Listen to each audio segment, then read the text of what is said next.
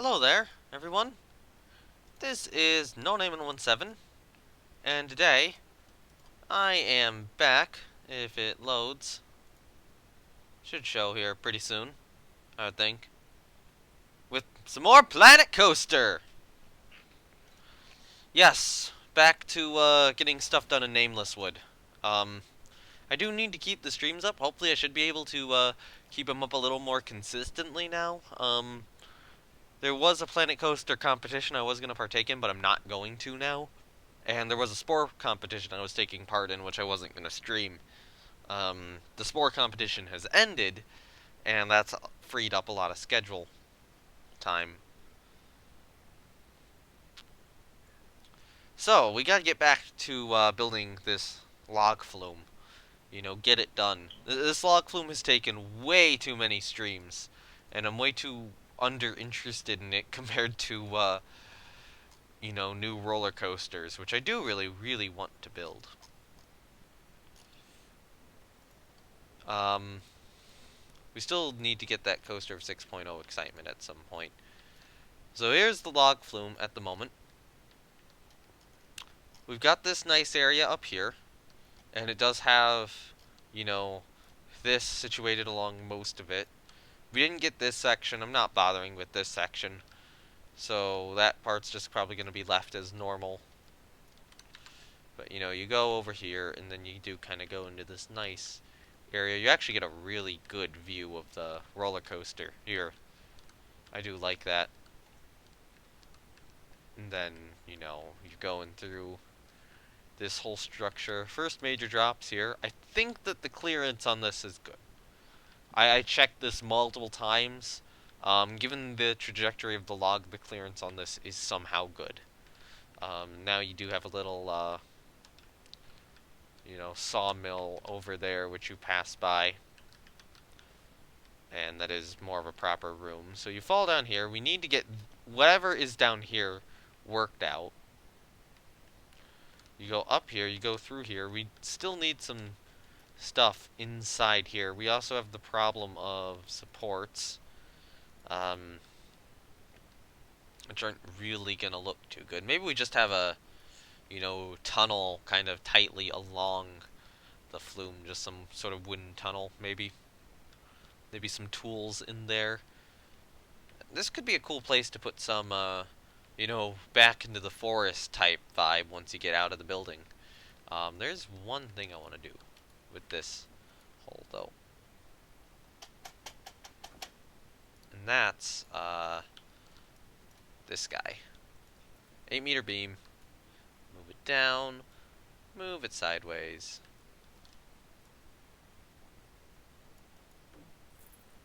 And then we can do another one over here.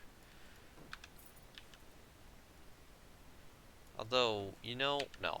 This guy is going to need to be over here, probably. If this guy is over here. Or alternatively, maybe here-ish. So your pathway's a little bit more thin. That also does lead to a problem of, well, what do we do here now? In which the solution is probably duplicate these guys, split them from the building, move them over here, and then move them slightly back or forward. And then just align them up properly. So about here, maybe, or here. That work? Yeah, that works.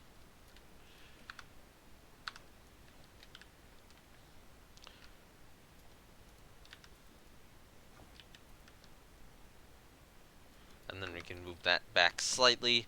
And now that hole looks pretty good. What about this hole? We can leave it as is. Screw it. So normally I was thinking about doing something bigger in this room, but we still gotta have support structure for the above stuff, so I think I'll just make it a little tunnel.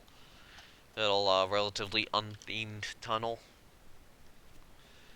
But then, you do go out here. This area is probably gonna have like trees in it or something.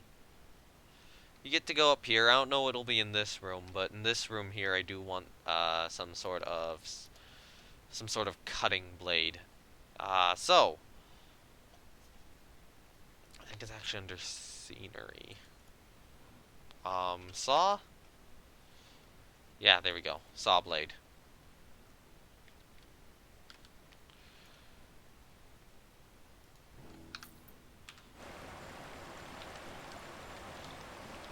So I will probably need to keep this running a little bit.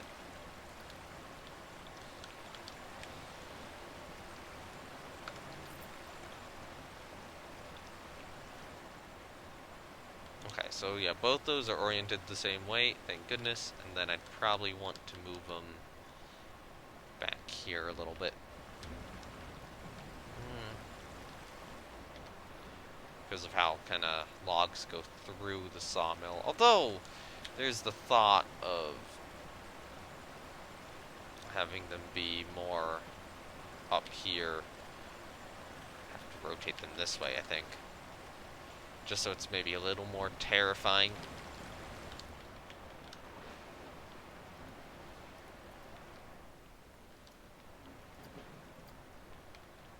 How soon until the next one gets up here? I don't know. We'll have to wait and see.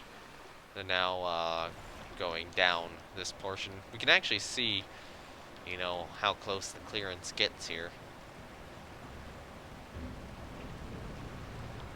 But yeah, gravity just rotates it and takes over before they'd have any chance to touch this. At least any chance to touch it at high speed. Because you can see right now, it looks like they're heading towards it, and then it just kind of drops out from under them. And although you do have a person in back here, they're not really going to be able to get their arms up to touch it. I don't think. So is that the lead one? I think it is. Yeah, I don't see any on the lift.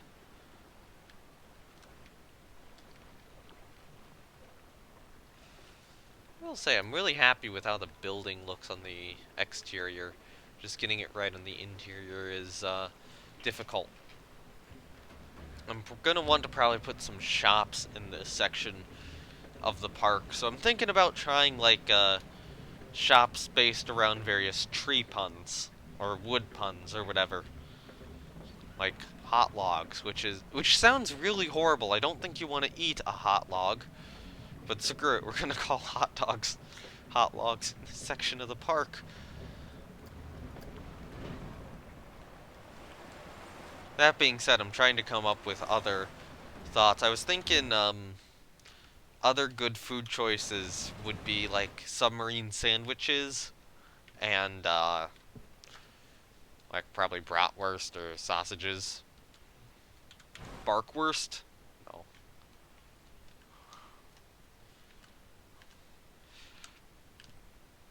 Yeah, so now you're going past these, saws. So what I want to do is... Okay, so we get logs sawn half. So we're gonna want these guys here. Gonna want them angled.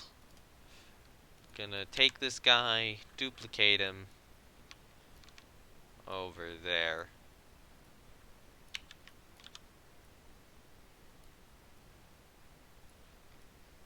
That is a really weird shape for a log.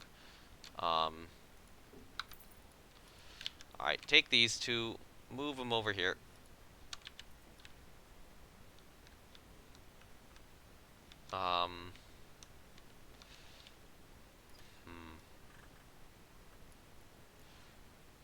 I have no idea who worked on this piece, but whoever did it, they did a terrible job. Because of this. How are you supposed to mirror this on only the log sawn half? So what happens if we get like a plank like this? Is that... No, it's not even the same. Great job, Frontier. Great job. I applaud you for your commendable effort. You screwed up. Because you're Frontier. Oh, well, okay, so we want to orient that slightly that way so it looks more merged on the other side and less merged um, down towards the bottom. But, you know, we probably want to do this.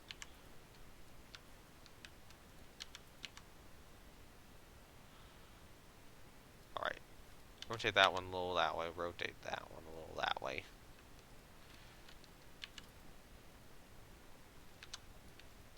So then at the bottom here, they are actually splitting. Um, so I probably do also want to lower that a little bit.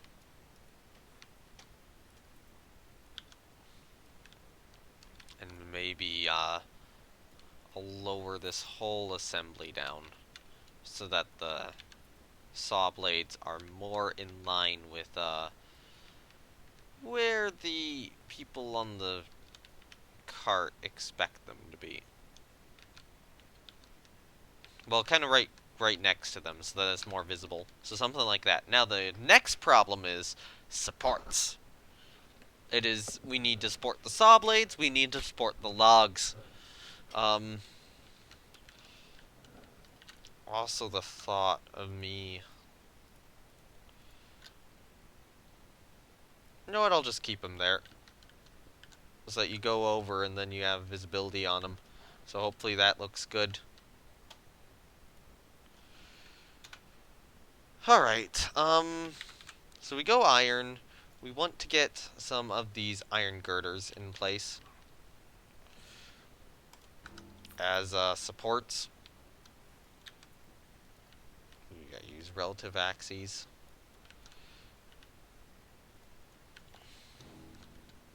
So in this regard, I'll probably have them like that.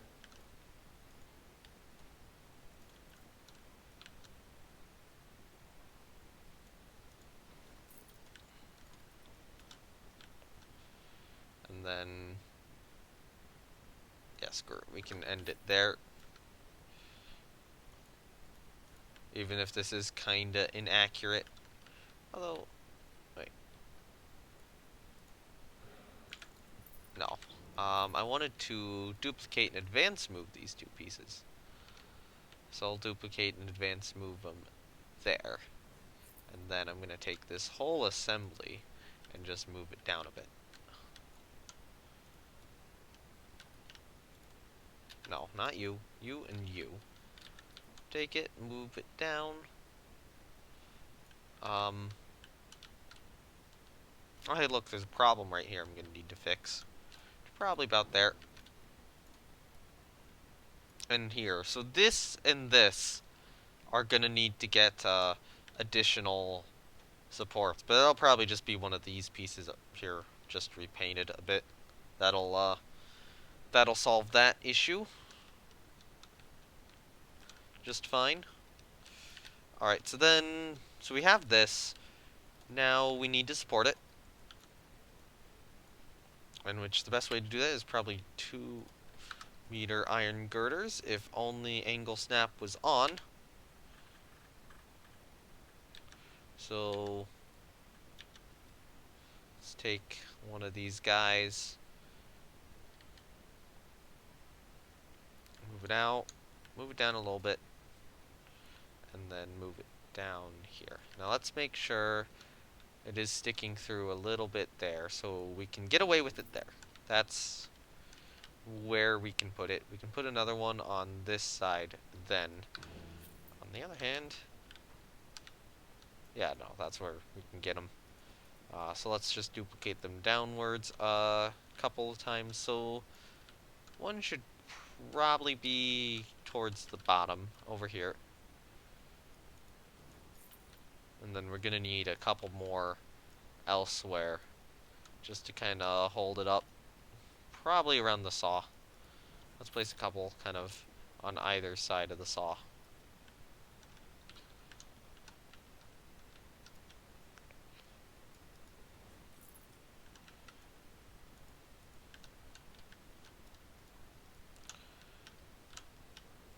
And that should be good.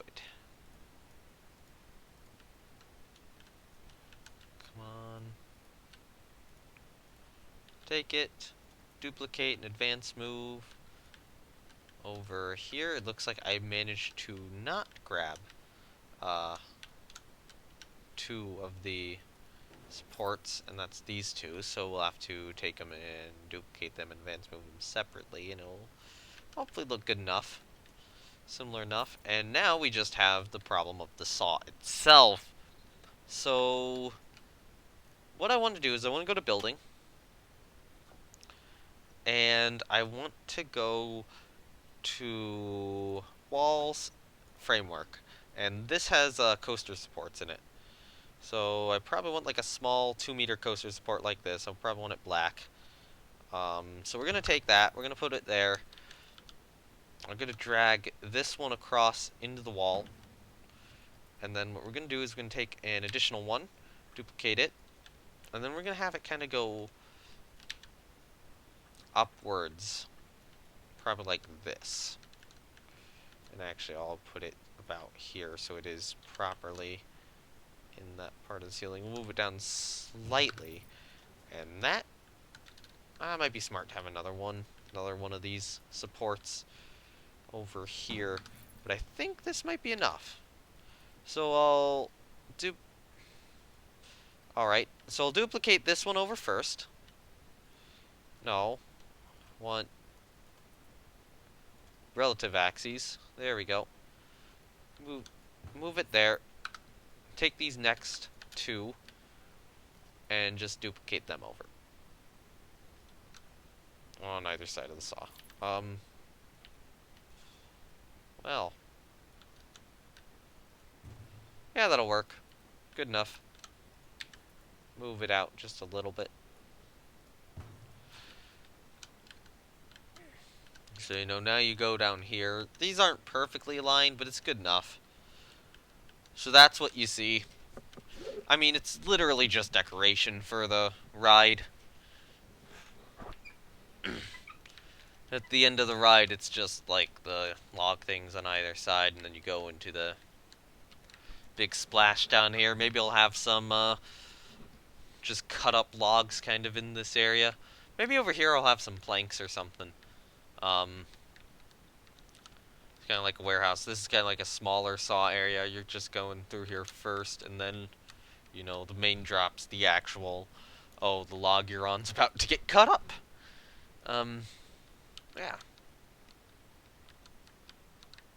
Just make sure there's no clipping through. Nope, we're good. So, yeah. First things first. We need... Let's grab this guy. But go to columns. Type in wood. Move it up. Move it sideways. Switch it to 2-meter. And move it back here. Move it over here. And move it down here. And let's just double check. No clipping issues are noted. We're good. So we can do that on the other side as well.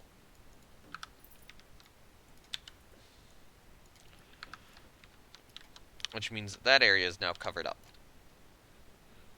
Alright, one thing we should do here is, should probably actually have some of these beams kind of along this section right here. So that there's actual framework to this building. Or, not, well, to this part of the building. Alright, I'm going to need some interior framework as well. Alright, we'll get rid of that piece. We'll take... No. Planet coaster. Angle snap on. Thank you. This will save me on some pieces. Just to do that. And should hopefully make this building just look a little bit better.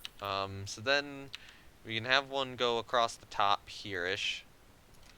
But unfortunately it looks like we're going to need 2 pieces. So we'll have that one, and then we'll have a 2-meter wood beam over here just to complete it. And then just slightly misalign this so that we don't get any Z fighting. There we go. We do have a couple of lights up here. And I probably want to take I probably want to take these lights, duplicate them, and use world axes. And then for now, just kind of stick them over here. Um, separate from building. Take that. Take that. Add them together. Take these lights. Use world axes a bit better. Turn off angle snap for the moment. Actually, wait, no. I'm just going to get rid of this one. So this light will be here. It'll be lower. And then we'll just take it and duplicate it across to here.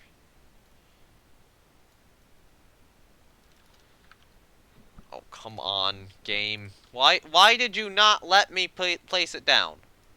Okay? It was very clear that I wanted to put it down there. And you're like, no, I'm gonna have a fit. Or just not respond. Alright, now that being said, that does kind of put a light pole in the way of the park. But you still get a good view of everything when you come over here. You know, you can see the drop tower, you can see Praying Mantis's loop, you can see the wooden coaster, Mongoose. You can see the Starflyer. I assume if that's higher up, then... Well, actually, I don't know if that's... I think that's a Starflyer. And if that's higher up, you can see that as well. From up here. So that'll be a good... That'll be a cool view. You just come over the top here and, you know, you look out and you're just seeing all the park. Got a really good sight of Praying Mantis. And then, you know, go down the main drop. I'll just leave this supported probably as is. Although there's some thought of doing some supports kind of similar to what I have here on the lift. Over here. I might do that. I need to use the bathroom though, so I'll be right back. And actually I need to get some water too, so let me put the be right back sign up. And we need to get this done hopefully before the start of year 25.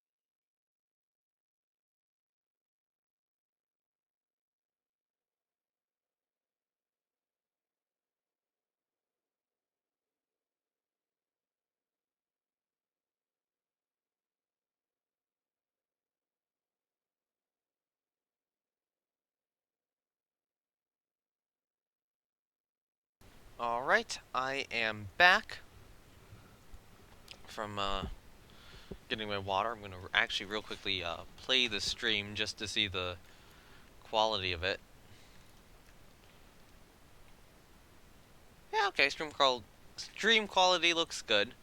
It's not as good quality as I see on my end, but it's still a lot better than what it could be. Um, yeah.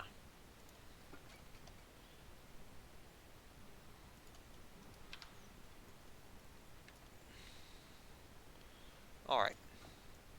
So, now what? So we need lights. First things first. We need lights, we need them here.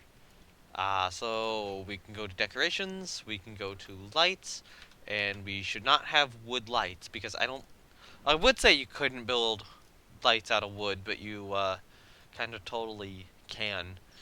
Not very long-lasting lights out of wood.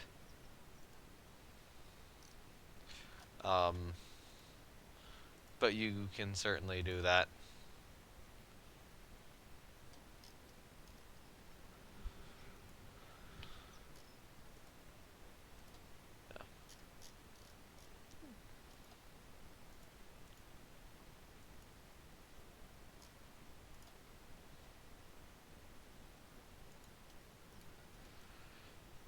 Alright, so the best light for us to have. Ooh, that's a cool lamppost. I'm not gonna use it, but it's a cool one. Probably iron square lamps, I think. Now, this is where stuff's gonna get interesting. Because of how to angle these. Because if you want to have it look like flat ground, you angle them like this. If you want them to look like normal ground, you'd angle them more like this. Yeah. Like so. Maybe move it up a little bit here. So we can have one there. And then let's place another one. Maybe not at the middle large beam, but kind of along this smaller one over here. I should have been using relative axes that whole time. But if we do this, then that should be good. Right about here. Okay, cool.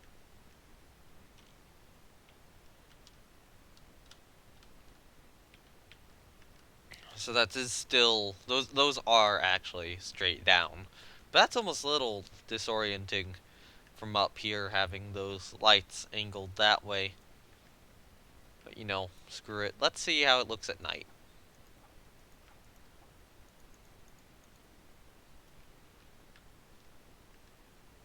Yeah. I get a little bit of lighting.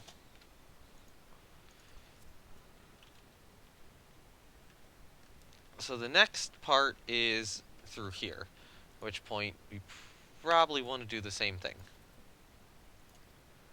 You know, another light there. Angle snap to till it's facing down.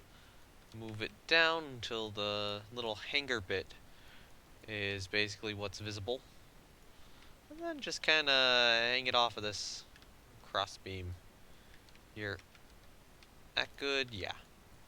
We're gonna have one there, and then have one over here on the other side. And then... Okay, so let's see. So we got one on that beam, one on that cross beam. So we want one on this beam here, I would think. Come on, game. Don't lag. Don't lag. Well, it was auto-saving, so yeah. Have one there, and then have one about here.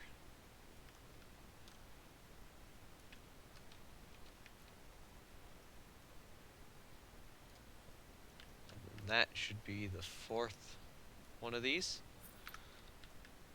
So that will give an appropriate amount of lights to this section of the ride. One thing which doesn't look very good is not having an outer frame here. And actually I probably do want to have a little bit more of an outer frame here as well. Although on this, we're gonna have to make it look better on the inside. So first things first, take one of these guys, move them in that way, move them up to about there. It's not the greatest in terms of looks there, but you know, that's not noticeable from the pathway. That minor issue isn't noticeable. So if it's not noticeable, who cares? So we take another 8 meter like this guy. Let's turn him into a 4 like this guy. And then adjust him down, turn him sideways, move him in, and then move him down as low as we can. About there. And then move him to the side, and unfortunately it's not enough. So we'll move him back up again. We'll take a 2 meter, move it down, and then have that kind of be our second bit. Maybe move that out a little bit more. Try to get it a little more perfect. And then just take this whole setup, duplicate it to the other side, and that should look nice. It almost did. I will say, it almost did. But now we can just fix this with an additional beam right about here. If I can get it in. Actually, you know what? We'll need it this way. So I think there is... Yeah, there's already a beam on the other side. So this shouldn't really interfere with anything. So just move that down there. And then take these two and just move them down slightly. Like so. And now that looks pretty good. The next thing, let's just double check. Okay, so that's going to be a tunnel, so I don't have to be too concerned about any interruption from this interfering with the tunnel all the way down here. So what I want to do then is I'll probably want to take this thick wooden beam, duplicate him, move him over this way, and then move him back far enough that he's not visible. Which does unfortunately do some complications. Move him up, and then duplicate him over. I should have it be further out like so.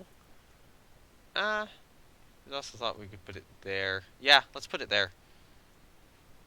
Or about here-ish. And then I would say do the same on this side, but it's not quite as perfect on this side. Actually, no, let's take these guys and move them just slightly inward. Come on. I want that piece, thank you. So that they better match the other side. Alright, so let's drag them just a little bit over this way. And a little bit more, a little more. That should work. Move them over. There we go. So now this structure looks pretty good. Or looks a lot better than it did before. This looks a bit better, but I think I'm going to have to take these two beams and just honestly move them, or have a copy of them up here. Hopefully this won't interfere with this area, correct?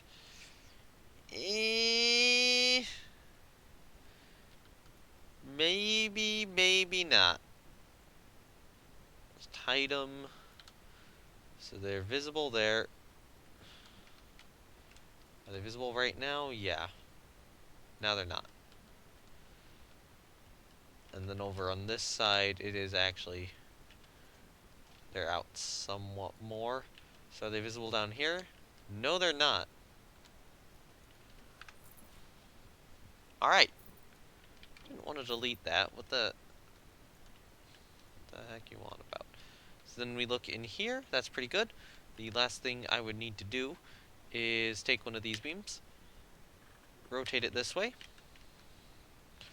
rotate it this way, move it down, and move it in to about there. and move it back over enough.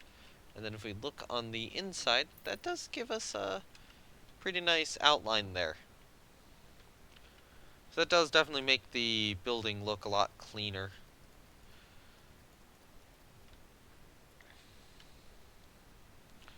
Alright, so the next thought was work with the supports here.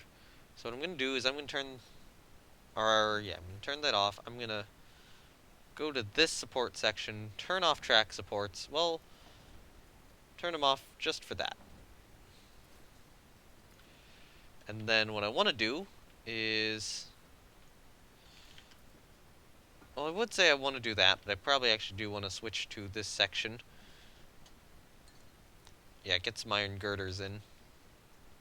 So we'll use the 4-meter iron girders. No, I don't want to do that. I want you aligned with the bottom, like so. No, I didn't want to do that either. You know what? I'm going to separate this from the building.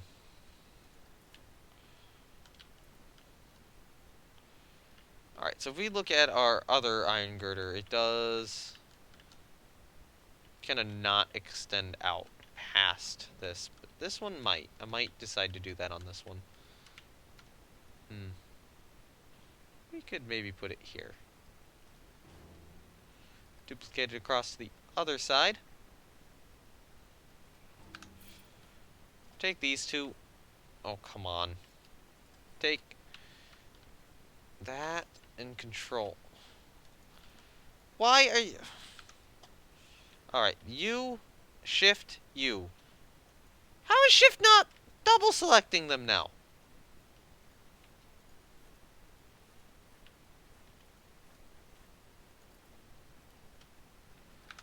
Maybe I'm just stupid. Alright, so now we have these two iron girders. So we'd have them go into the ground like that. We'd have them just kind of continue upwards then as well. And they'll be part of their own building group, so they don't have to bother combining them with the other one. Which can make assembly on this whole section a bit easier, honestly. Alright, so they go up into there. That's not going to be visible from anywhere, actually, so I can just leave it like that. And then we have to work on this. So, yeah. In this regard, I'm going to take one of these guys, and I want to see how it looks if I just... Okay, yeah, so I can, you know, take it and support it just with these going down. So I might put one here. I think there's going to be one back here, just along the wall of the building, and then probably one kind of in the middle of these two.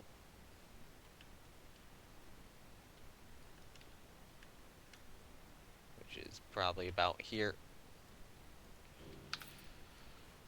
So I take this whole set. Oh, come on. Game, seriously, what is wrong with you today?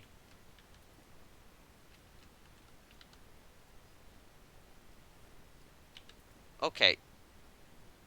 Yeah, I'm having, like, some odd control issues. Like, there's a little bit of game lag or something. Which might very well be the case.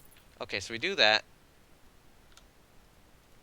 We take them all, duplicate them one. I am out of money.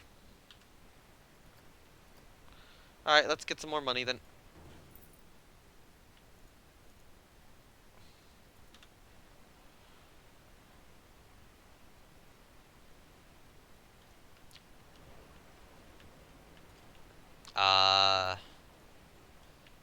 Actually get more money. There we go. Duplicate these guys one more time.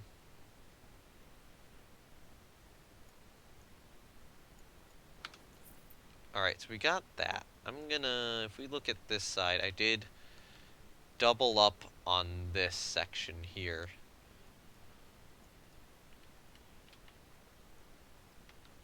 Alright, so that set of 10 pieces. I'm just going to want to use the world axes and duplicate them down to about here.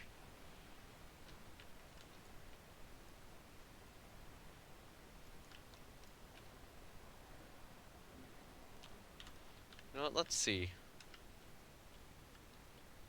Oh, all the logs are passed back at the station now, because I had to make that modification. So that's unfortunate. Hey, I can add that in now. And then let's duplicate it down one more time, like we did on the other side, to probably about here. If I can get the money. Come on. Make me my money. Thank you. And actually, I'm going to debate on whether I should get rid of those 2 pieces or not. Save it for later. On the other side, the supports were more excessive. I don't think they'll need to be as excessive here. Just due to the steeper angle of this and not having to haul stuff up, but, you know, kind of going down. Although, I don't know, maybe I do need a little bit extra still. That might still be good. So we'll take 2 of them.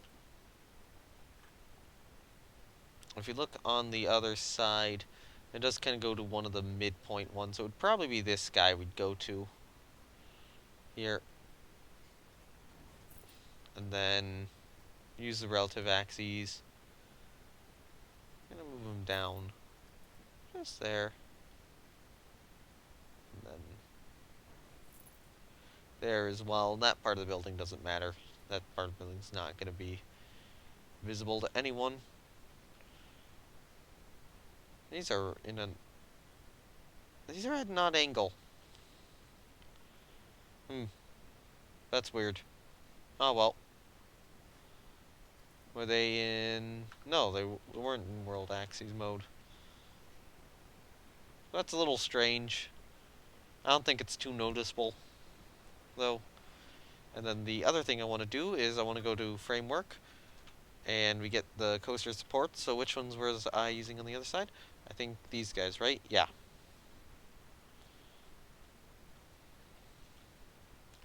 So then we'll take one of these guys, paint it black, stick it to the edge like so. Orient it right, put it in the ground a little bit.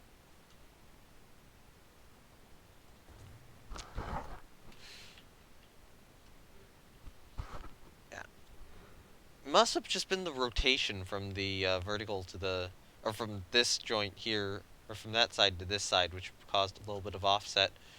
Hopefully that offset isn't too... I don't think it's too noticeable, so I'm probably just going to leave it as is. No, it's not something anyone's going to care about particularly much.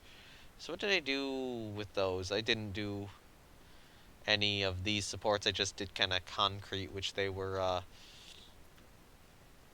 dragged into. That being said, I think I didn't get the other supports centered. So let's do that. Get these guys centered a little better.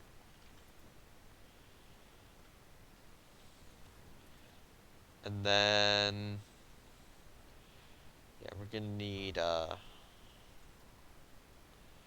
larger footer extensions down here, like these guys. I'll just kind of put them in the ground. Move it back here. Duplicate it out over here. I'll be back here a little bit. Just decrease the level slightly. Move it slightly over. Take these 2, duplicate them. We'll duplicate them here. And then I'll just move all 4 over. So that's roughly center line. And now I think that is, you know, pretty well supported for this section of the log flume. So lights in here, or this section is done. Here I probably just want to put a couple of logs. So we'll just type in log. We'll go to scenery. Oh, wait, I need log in scenery instead. So log hole, yes. So we'll just align it like so. So that's our log. We're gonna probably just have these kind of sitting back against here. Maybe in a little pile on each side.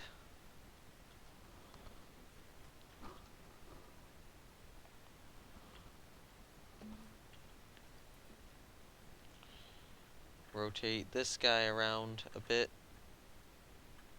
Maybe like so. Rotate him here.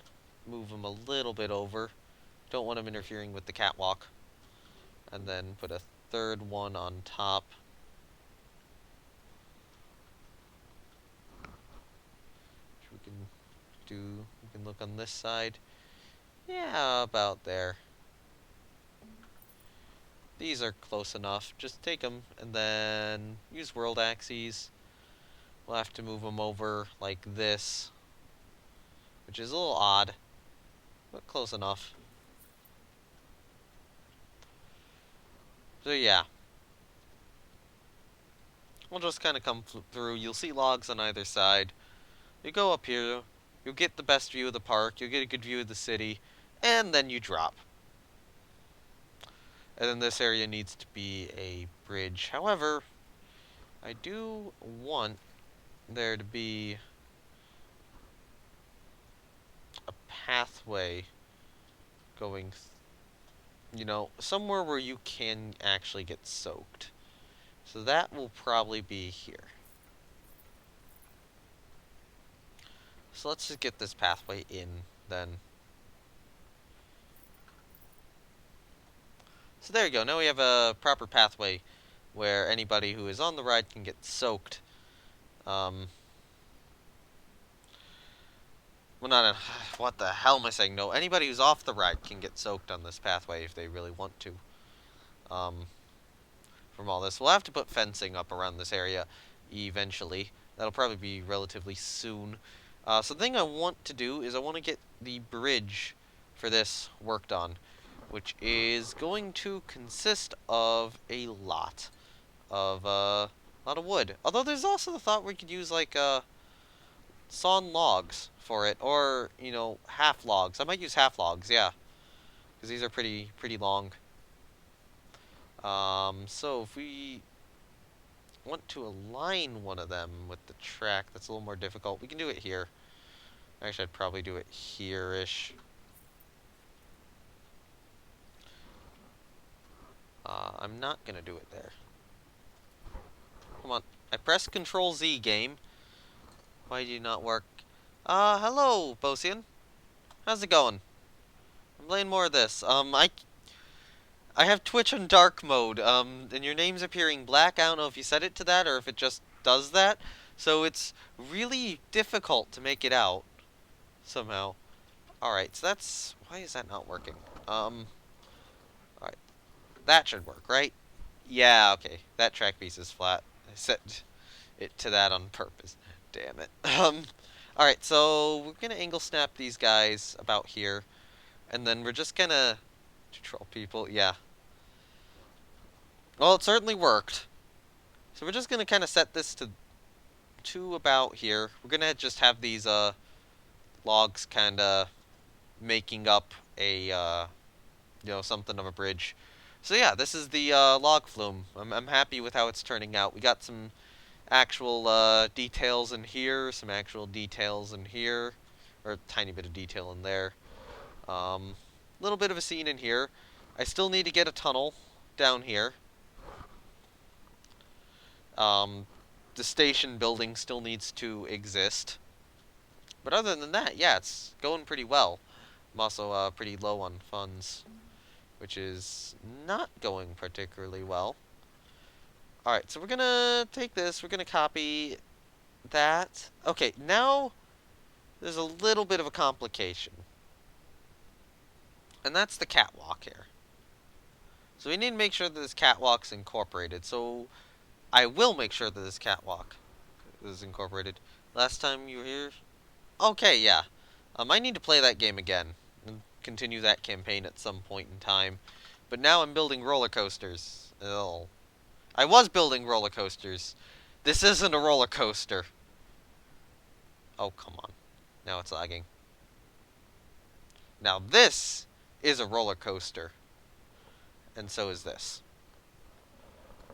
I was building roller coasters. Now I'm building a damn log flume and it's taking forever. Um, but eventually I will be back to the roller coasters. You know, I think this park can hold maybe 7 to 9 is what I'm thinking. Although maybe it would be something where this one's location in the woods on a mountain kind of has to be gotten rid of. Well, I mean it'll stay, but you know, might be the case where stuff starts going over it. Maybe something through the loop that could be cool, and it loses its kind of serenity. I know that's happened to real life ones before, like you know, in the past they used to be just kind of out in the woods and everything was all on its own, and then later, you know, they had to build another roller coaster, and in doing so, it had to lose kind of its, you know, kind of serene location. I think like one of the ones at Hershey Park, Super Duper Looper, had that happen to it. I think there's also one in like Finland. You got yourself from the depths, but you have no idea how to play it. It can be a that can be a tricky game to play, I will say. Okay, so it's looking like for these, I'm gonna have to keep them closer together than I expect, because otherwise it's not gonna look very good. Alright, so I'm gonna duplicate a few more of these guys out, just kind of curving this a little more. I started a new game of Rule the Waves 2. Ooh, as Germany. Yeah, I need to get back to Rule the Waves 2. I'm stuck in version 1.14 right now, and this is entirely because of changes they made to the game, which basically prevents my the US save currently in progress from actually working. I want to update, but I want to get my game done first. So I'm gonna wait until the after I'm done with the US save, because basically they put a gun limitation on chips now, and my US save relies on not having that gun limitation, because I need as many 10-inch guns as I can get. And when you're limited to not having 10, or when you're limited to having, I think it's like 20 or 24 max, yeah, I think it's 20 maximum guns on a ship, then yeah. That it's Spain and China. Yeah, I want to play China. I want to play China so badly in that game. I want to play China, but with the requirement that I have to stick to local dockyards and also have to avoid Johnny Cole. Because Johnny Cole would be kind of boring. Which, that would be hellish in terms of the game mode. But, you know, I wonder if I could make something work. Figure out a way to make monitors. Looking on, there are also some nice looking mods. Yeah, I will say that. Bigger ships mod. Junicole. Junicole is a French doctrine of combat, where basically it was rather than it was designed to fight the British, but you know it could be applied to other things. But it was rather than you know directly fighting the British, let's try to build a bunch of cruisers and raid their shipping. That's what Jean Nicole is.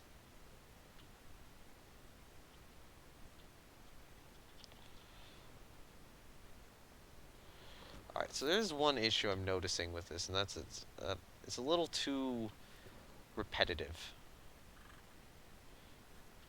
So here's how you fix that. Let's rotate every other piece around.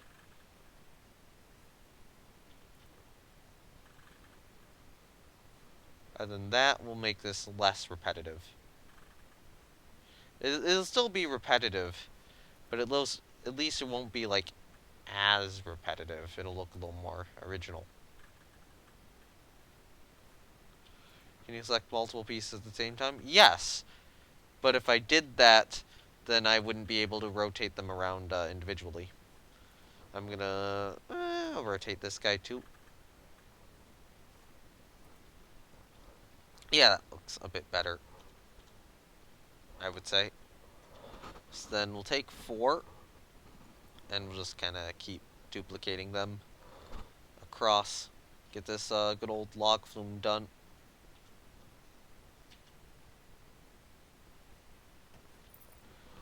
So, probably about there-ish.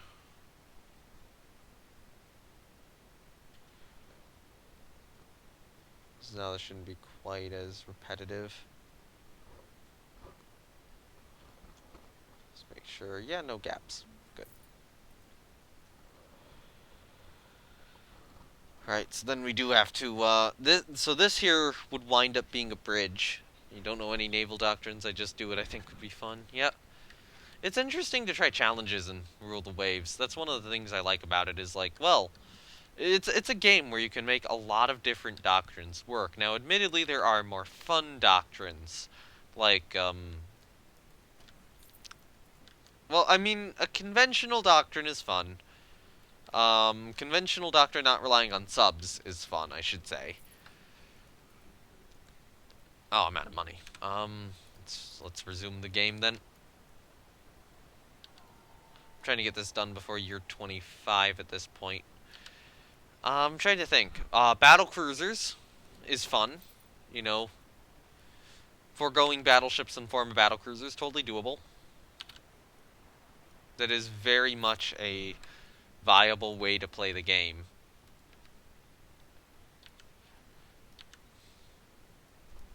I don't know how no aircraft carriers would work.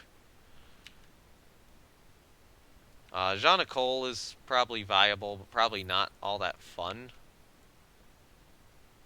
I would think. Wait, is this increasing over time? Like, the height of this increasing, or is the height of my logs decreasing? I don't know, that's a little odd. Alright, so then... okay, there we go. Really liked building super ships. Super ships can be fun. I haven't really tried super ships in World Waves 2. I'm gonna be honest, I think the largest I've gotten to is the 9 17-inch guns of the Radetzky class. I think in my British save I didn't go that high. My private offline British save, I should say.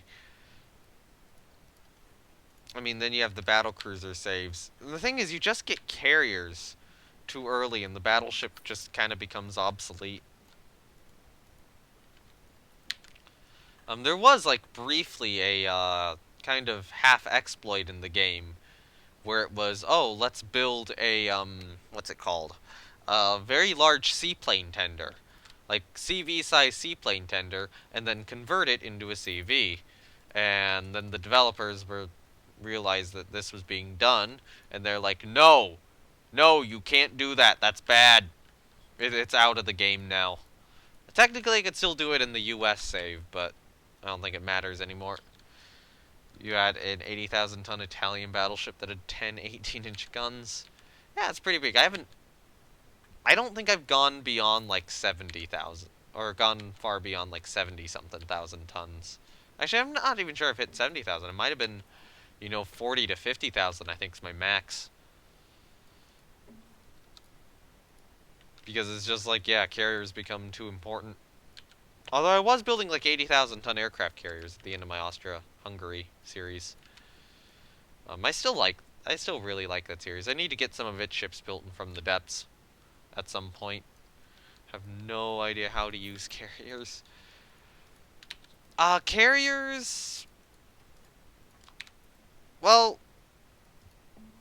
I mean, you can watch videos to figure out how to put airstrikes down. Are you talking like doctrinally, or use them in general? Because there is a difference. But, ultimately, you just usually set them to the AI and that's it. Well, with carriers, it's like, you set up airstrikes. You pick the location you want the airstrikes to go to. And then the airstrikes go to those locations.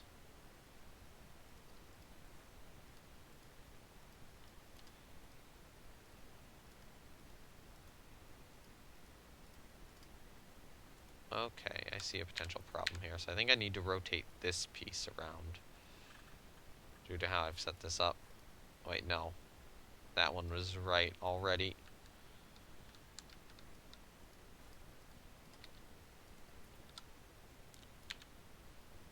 But I think if you set your airstrikes to the AI, or is it like you just set your carriers up to the AI? Okay, I notice. Why am I having difficulties here? Both of you should. Did you guys duplicate fine? Yeah, you do. Okay, yeah, I'm just stupid. Don't touch them. Yeah, you want to aim your airstrikes wherever you either think enemy ships are, or if you know what enemy ships are there, just send them in. I've done pretty well with carriers in the past. Honestly, carriers in the 20s aren't bad, because ships then don't have a lot of anti-aircraft guns. Probably in the 30s might be the roughest time for the carriers. Know how to use airstrikes. Well, there's an option in one of the corners of the screen, up towards the top where you is it the lightning bolt? If it's not the lightning bolt, then it's near the lightning bolt. But I think it's the lightning bolt, which you click on, and then you click or you check all the squadrons you want to get ready, and you can mess with their payload and stuff. It's a little finicky, I will say. I wish it was a little less finicky than it is, but what can you do? Um, yeah, you'd set whatever payloads and stuff they have, whatever their mission is. You can select what sort of targets they should prioritize. Whether you want them to prioritize enemy battleships, carriers, or stuff like traders, because all three of those could be important targets. And then there's a target button there, which when you have that selected, you can click on a location on the map and be like, okay, target there, and then you can ready your strike and launch it. Or you could ready your planes up beforehand without having a strike location ready, and then launch them when you do, which is frequently what I do. It is a normal strategy I employ. Okay, this is weird. What? Planet Coaster, are you drunk?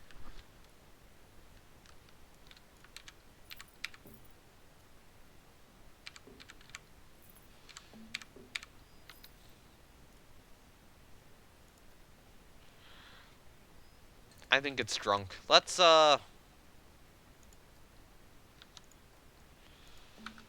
just put a log on the ground like this. And then do all of this stuff with it.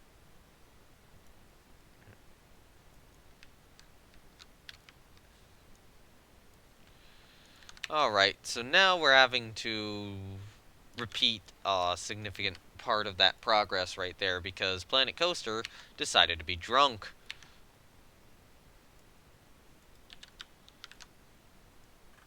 Alright, so how far?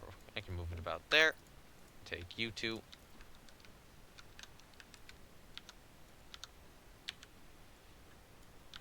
Turn off angle snap because it's not needed right now.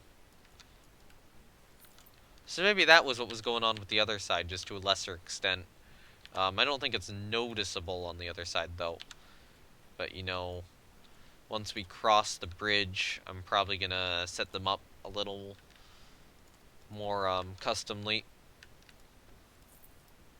Alright, you know what? You guys are not. You guys should be closer together. There.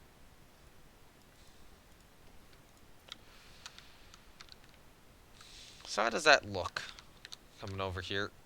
Little odd. Hopefully I can get the actual this portion of the bridge to look pretty nice, or to be framed pretty nicely.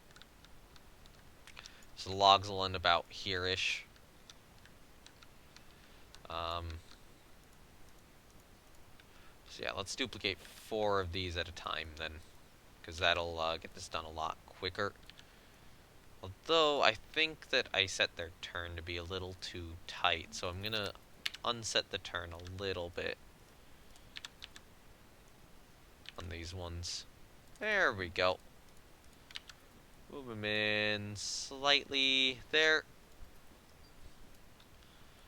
Take that. Move it here.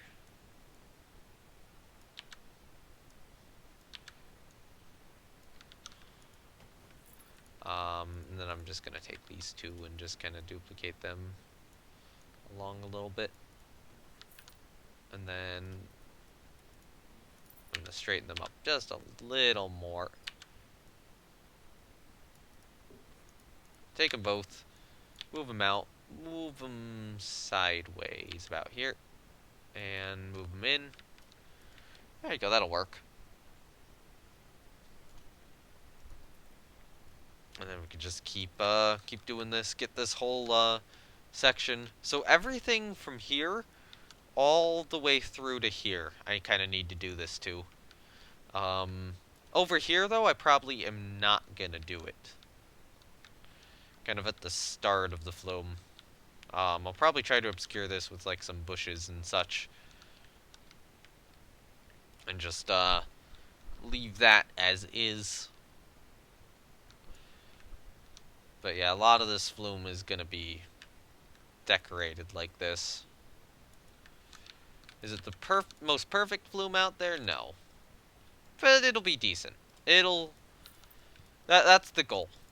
I don't need detail perfection, but I need detailed decency. And a lot of people, usually either fail at that, or they get detail perfection, but then they don't get ride perfection, which is the other major potential issue. That being said, though, at some point I am really gonna need to add fences to this park, because I don't have them. In real life, you could just... if you were in this park in real life, you could walk out and touch a roller coaster.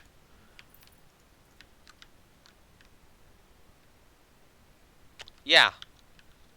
Yeah, you could just walk out over on the track and then get hit by, where is the train? Oh yeah, the train on Praying Mantis was last seen over here, but I think... no, it's moved on a bit now. Are they both towards the station? One's in the station. The other's out somewhere on the layout. Is it on the lift hill? No, it's not. Oh, there it is. It's at the top of the loop. Yeah. But yeah, if the train was over here, you could run out and get hit by it until I get a fence up. And I think this one does need a fence as well, because there are some low points, like down here, where you could, run out and get hit by it. But yeah, back to the flume. So you need to go here.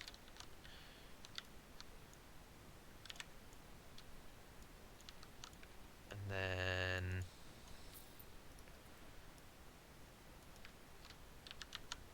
just kind of continue this along. I'm going to actually straighten that up a little bit. Rotate them both this way.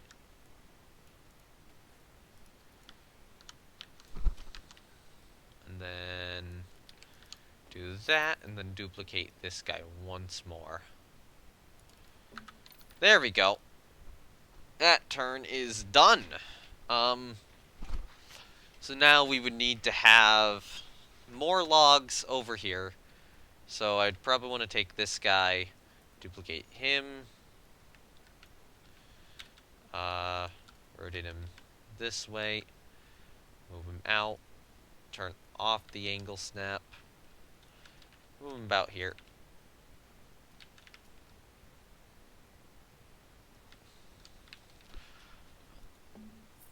And then let's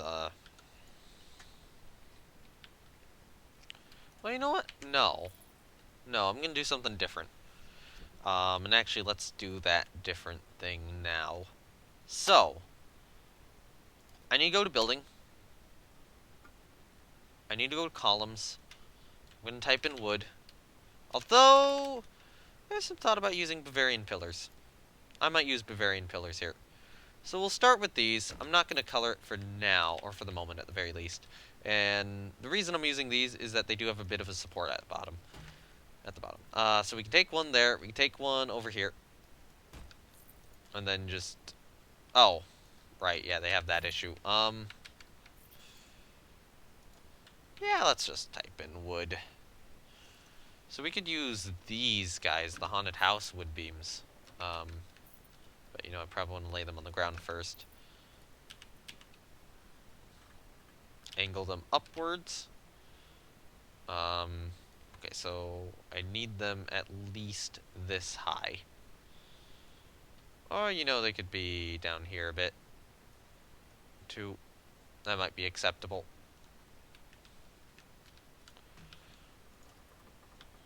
And then I could maybe even recolor this section of track to better support this look. Alright, so I want to take these beams. I want to repaint them probably in this color.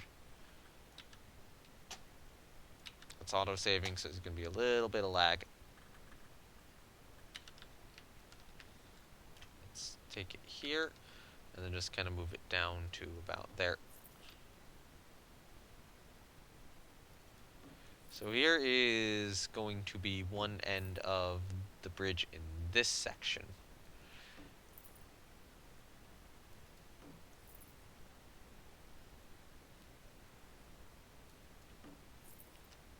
And we're out of money. Once again. Oh, come on. I gotta make a little bit of money.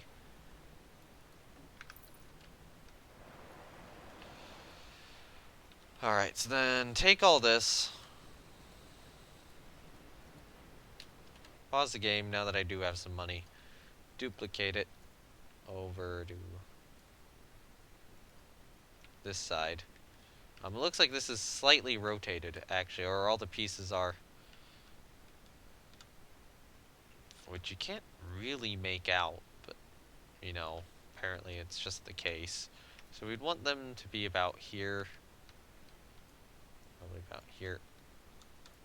Oh yeah, they might be rotated more along the lines with the pathway, which would make sense. Oh, wait, what? Why did they lower? Seriously? Game, what the hell? What the hell, Planet Coaster? What the hell? Well, I want to have the outer ones to be higher, but, you know, these guys can all be lower. Because I kind of need them to be.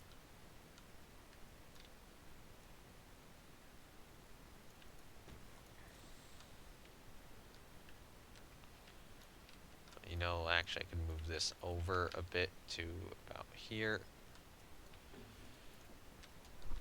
And then what I want to do is I want to take probably this guy. And then just move him up. Rotate him this way. Move him across. Rotate him a little bit. So that he's better aligned. Stick it there. Switch it to one of these.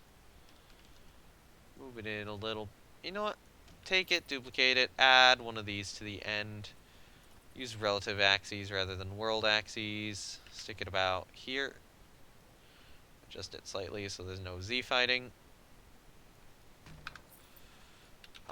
Realign this about right. Looks like that's about here. Move it in. And move it a little over. And then, so we'll have one there, but we'll have another one situated about here. And then what I would want to do is I would want to take that, take these wood beams,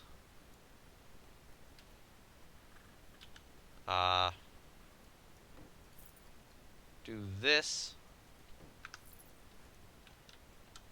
Wait, no, you gotta move back slightly.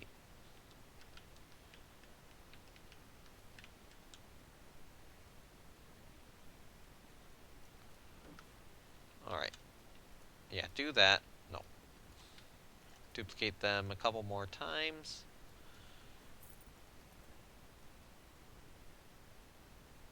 Like so. Oh, come on.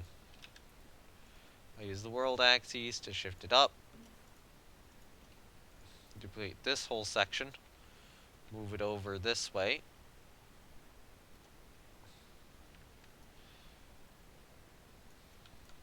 Yeah, square the world axes are good enough for that. And then this will help support the bridge on this side. I think I'll do something similar in style to this for this part here, or this part of the flume here. Although, you know what? Let's take this and then add one of these to the top, like there and here.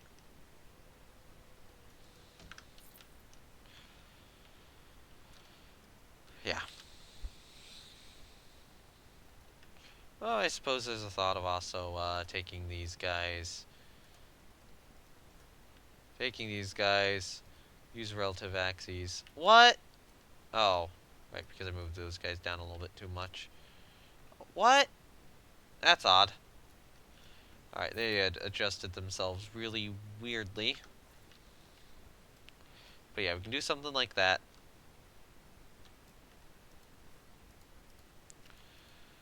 Maybe just take this whole section again and duplicate it upward one more time.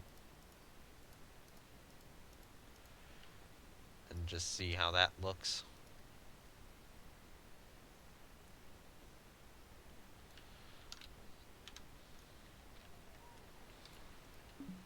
Oh, come on. You were briefly had enough money to afford it.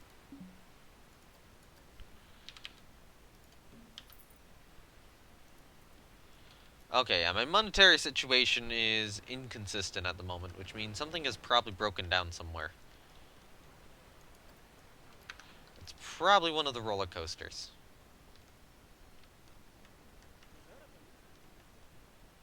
That ride recently broke down. Mongoose is still going strong, so that was probably Praying Mantis or one of the flats over here, one of the more popular flats. Alright. So, the next step is, let's use these thick wooden beams, probably the, I'm debating on the 2 meter or the 4 meter. I'll try the 4 meter first. So we want them angled up this way. And then we'd probably want them stationed about, or stuck in about here. Wait, no. Let's move it down even further.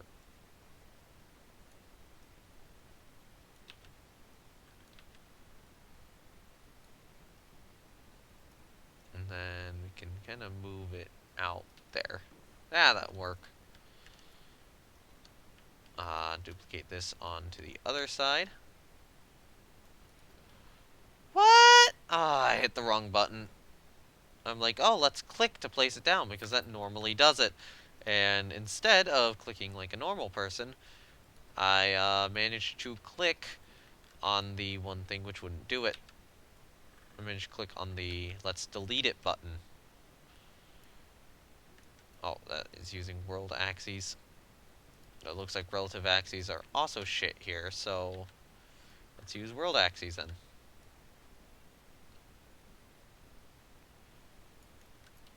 And then move you slightly over there, and then maybe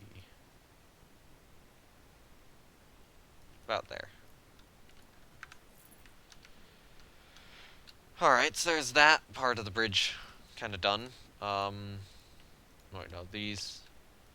I'm gonna set these guys to a lighter color.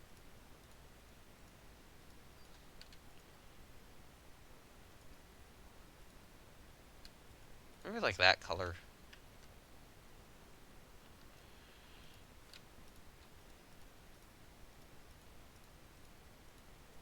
Because that'll look nice. That actually might be that color over there. So this, I guess, is an inverse um, of the mill itself. This bridge here. And then you got this whole section, which doesn't look that great. It doesn't look that horrible. Alright, so then I'd want to take this guy, change him to this. Do that. Move him down. Move him over. And then align him. No, I didn't want to place him down. Damn it. Damn it, game. Yeah, I'm having issues with Planet Coaster today. Hooray. Do you know if reducing a ship's speed after it was hit by a torpedo increased that flooding going down? It does increase the chance of flooding going down.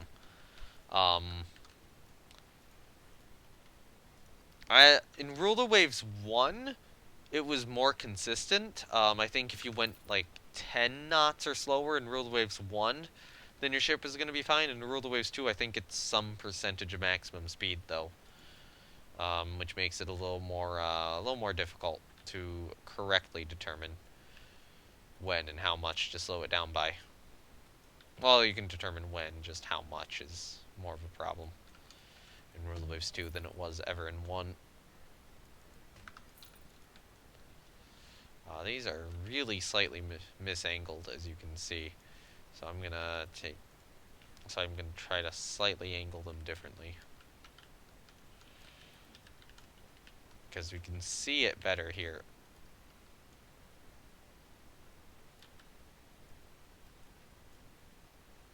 Oh, God. Game. So we do that a little bit, and then we gotta move. No. No, game. I did not want to move it down like you thought I did. I wanted to move it a little bit to the side, but you're like, no, let's have you click on the green arrow instead. It's like it's not registering all my mouse clicks, and some of my mouse clicks are winding up in just odd locations. So, yeah. It's been kind of glitchy. Alright, so we'll do this. We'll have one of these guys in the middle somewhere. Oh, wait, hold on. I'm still on world axis. I need to be on relative axis. You're having really bad war against the French. Yeah, probably. I don't know which nation you are. But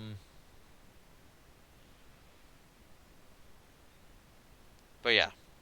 If you are hit by a torpedo, slow down. I usually say about 10 knots is good. But, I mean, it probably depends on the vessel. I mean, I guess it depends on your dock. Oh, you're Germany? You should not be losing to France, then. France usually has kind of bad ships. I wonder, are you in, like, the carrier warfare period and not using your carriers particularly well? Land-based air could be a potential issue against France as well. Especially if fighting them on, like, their northern coast.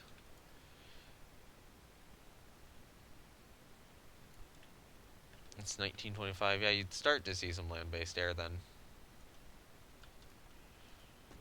Alright, so we can do that, and then, honestly, we duplicate it down one more time here, I think.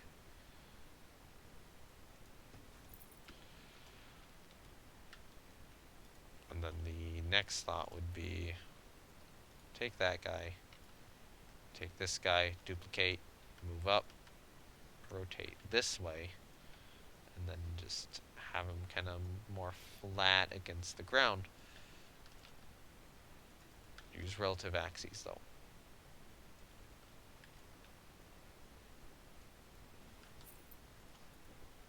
And then put a couple there, put another couple over here.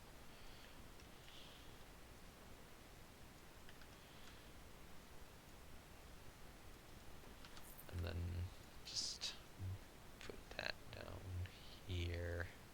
And now I can actually read messages again. You keep getting fucked by torpedoes, but when I try to keep my big ships far away from the enemy, they never hit shit.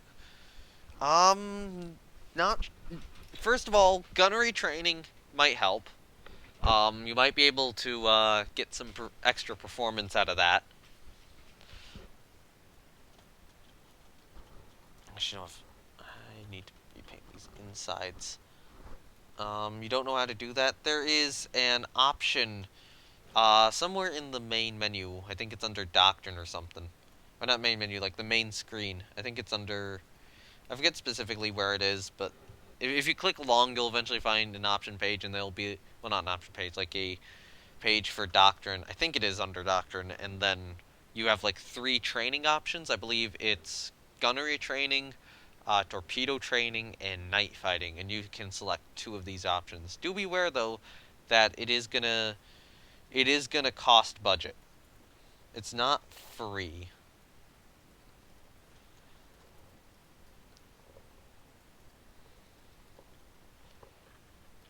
But you know, I usually try to have gunnery training on if I'm going into a battleship-based war.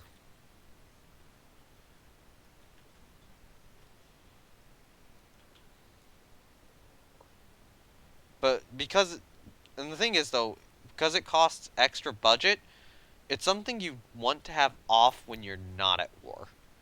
Because there's no point in spending money on training when you're not using your ships. But it does take like 12 months to actually do that. You could have crew quality issues um, as well.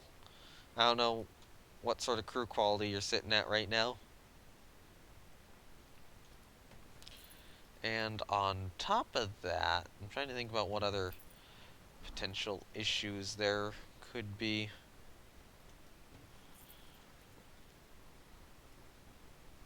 I mean, I would say design issues, but I don't think that's it.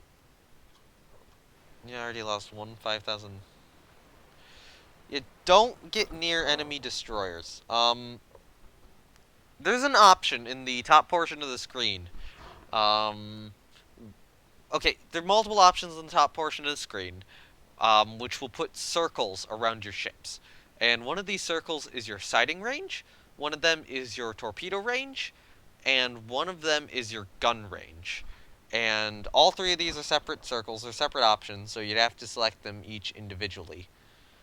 But if you can get the torpedo range thing up, you can guesstimate that the enemy's probably going to have a similar-ish torpedo range to you. And then that's where you want to be cautious. Also, don't sail in straight lines, especially if enemy destroyers are close.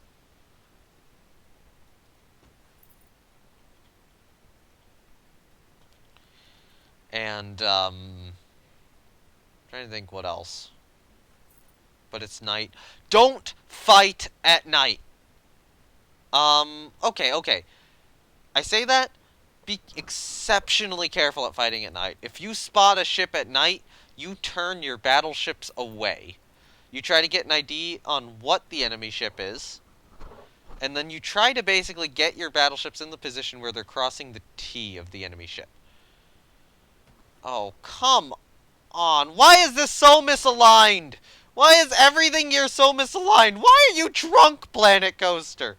Why can you not be nice to me? Yeah, I now have to move this entire side back this way. Sorry. Planet Coaster's being stupid. Actually, that piece I can delete. Yeah, that extra one there I can delete as well.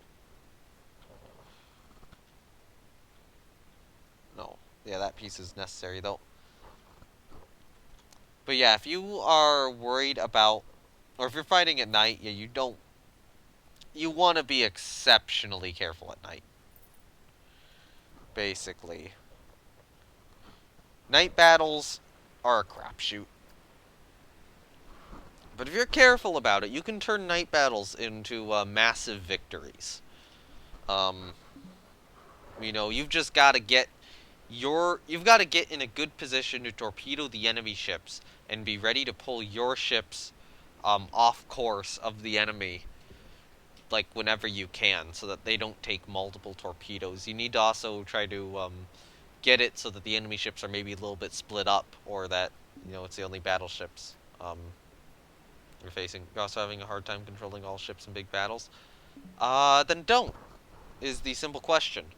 I What I usually do is I usually have only my flagships, or only my flagship on manual control, and all my other battleships I set to AI, but I make sure to have them all in a line. So when I say all in a line, that means basically they're core divisions, and each one is set on the division in front of it, basically.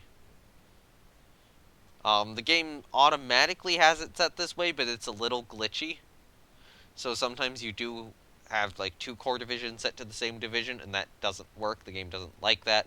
So then you have to reset one of them to be a core on the other division. And this is done through it's done through the same place where you set in division to AI control.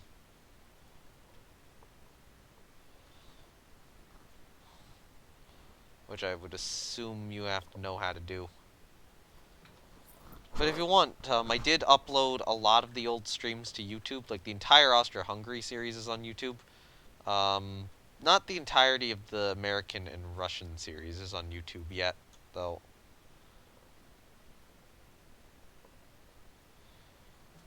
Yeah, this feels weird. Something's off. Something about the way this has all been set up is just off. Oh, relative axes need to be used.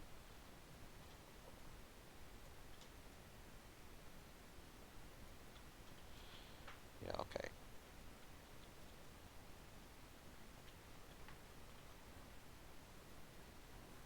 Like, what the shit?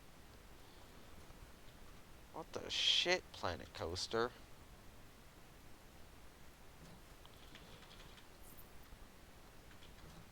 Alright, so. Delete. Oh, wait, no. Just get rid of it. Let's add it in again. Alright, so right now it should be aligned. Well, actually, you know what? Let's turn off angle snap and put it on there. So right now, it should be aligned to this block right here. So if that is the case, then I should put it there, and I should not have it be weirdly angled. And then I should be able to duplicate it across without having any issues. And it looks like this one's somehow higher than this one, which I don't even know how that happened.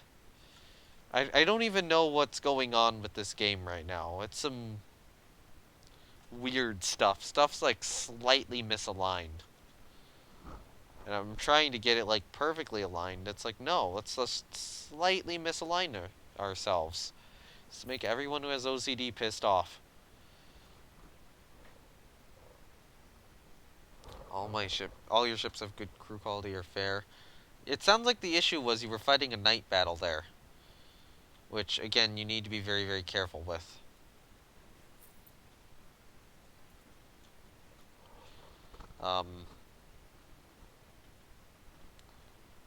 Night battles are extremely, extremely risky.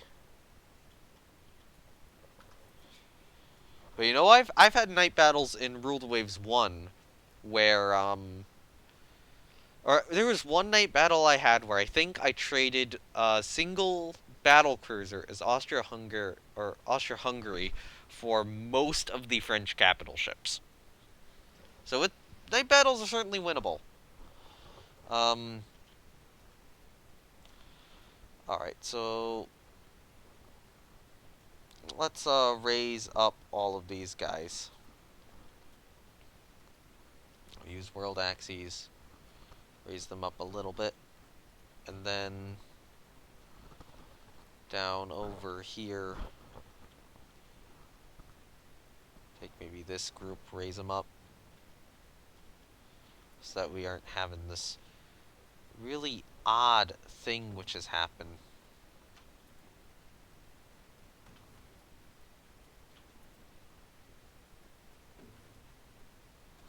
this'll mostly fix it.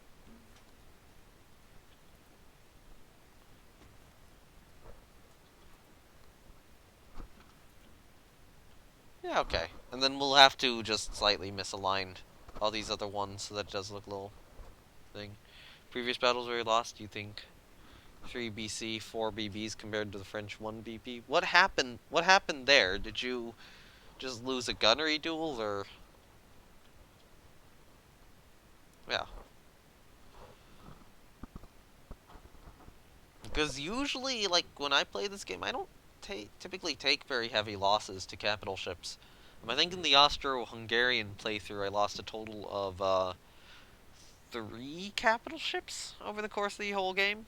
It all went to torpedoes. Yeah, you're getting too close, is the problem. You're getting too close. What you need to do is you're probably needing to hold at... You need to hold at medium to long range. You need to pull back if enemy destroyers are charging you. Like, if enemy destroyers are charging you, turn your ships away from the enemy destroyers, usually. Usually that's what you want to do. And then do a little bit of erratic maneuver, and once the destroyers go back to fighting the enemy. You want to try to form a line along the flank of the enemy, or the side of them. And, yeah, you want to be able to fire your broadside at the enemy. They're probably firing their broadside back. You're going to score the occasional hit, or the occasional hits. Keep track of which ships are damaged, you know, all that. Make sure that your damage isn't too bad. And then hopefully you'll be able to slow a couple of enemy ships down. And if you can separate a couple from the pack, then you might be able to do something and get them. A lot of times fleet battles aren't extremely decisive, from what I've seen. Well, no, they can be very decisive, but a lot of times it can be the case where you only knock out a couple ships. But you know, I've had battles go really, really well before. These haunted house pillars are actually interesting. I think I didn't know they existed. Alright, so right now, I need to figure out what I'm doing here.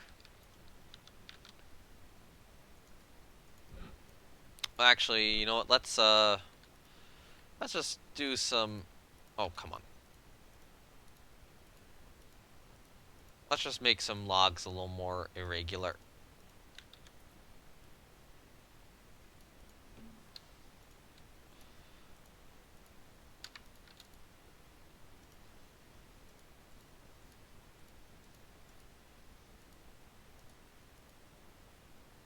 Maybe you and you.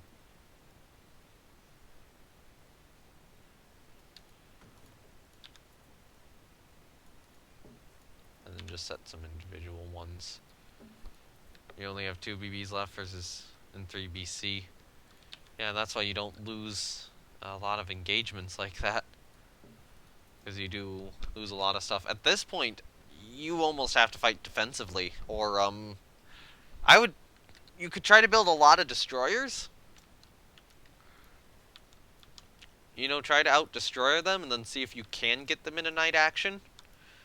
Where, you use your destroyers to attack the enemy. And then just kind of try to keep your battleships away. But I don't know. That might be a war you want to get out of. Or something where you don't take the fleet engagements, but try to take the battleship engagements and see if you can get less French battleships in battle. Or alternatively, figure out a way to try to lure them into airbase, or land air, if you have that. Alright, that should be uneven enough, I would think. Yeah. So then you're going to have to cross the pathway over here. And this pathway I probably do want to have signs on it. I really like this. I'm really happy with how this turned out. I was just looking over there at the turnaround on Mongoose, and it's like, yeah, Mongoose's turnaround looks good. Yeah, Mongoose is a pretty fun ride.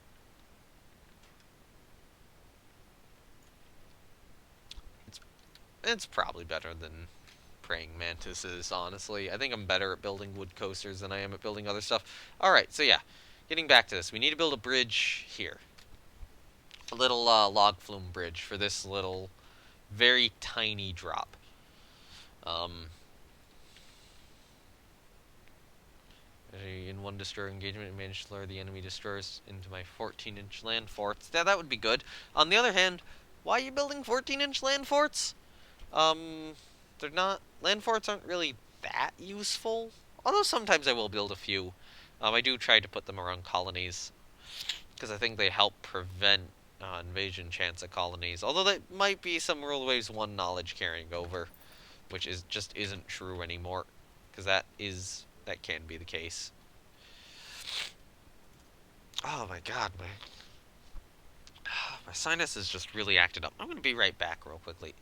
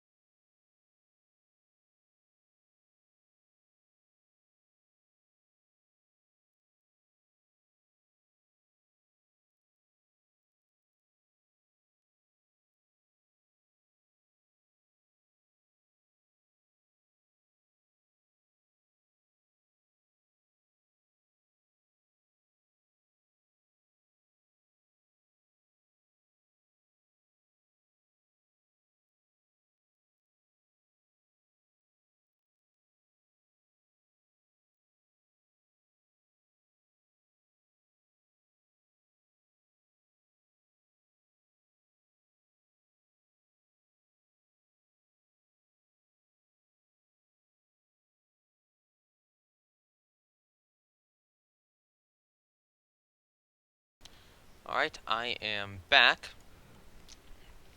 No, I'm not sick, as far as I'm aware.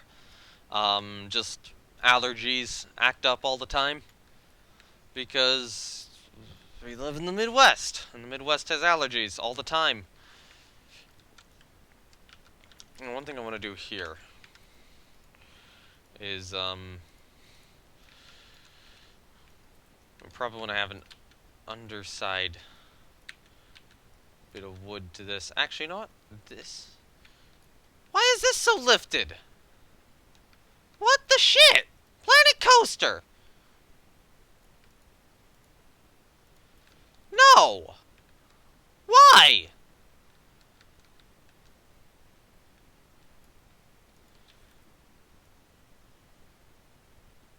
Planet Coaster, this is ridiculous. I must have accidentally removed some pieces. You gave up on the German save, or with the war? It might be one of those cases where, yeah, it's just better to, start again. Rule of Waves 2 can be kind of a, difficult game to get the hang of, but once you do figure out all the controls, it's great. But, you know, it does definitely take understanding all the controls. Looking in all the various menus is something that I would highly, highly recommend doing. Because by looking in all the various menus, you can figure out what they do. And that might really help you.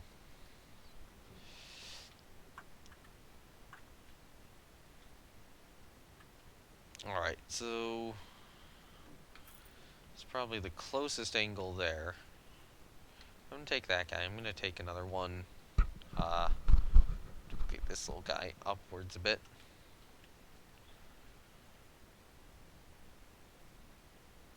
Actually, maybe this guy. Have it be a little taller. Duplicate him across. What about starting without a legacy fleet? Build... That would be, you build your own fleet from the start. Yeah, you could certainly try that. That's not bad. That's usually what I do now. Because it allows your initial fleet to be more efficient. But, you know, doing it without a legacy fleet in general is probably a little more difficult, because whatever early war you have, it's not going to go particularly well if you have an early war. Okay, so I think that's about the right angle for that. Now what I might do is I might take these guys, not you, not you, duplicate them back here, and then just kind of double them up on this little bridge. What if you avoid war throughout the entire game? It's possible. Difficult. I think someone's done it. But, you know, you have to very carefully manage not being fired by doing that. And plus, it's not really that fun, is it? It's a game designed about getting into war. So you kind of want to try to get into war in that game.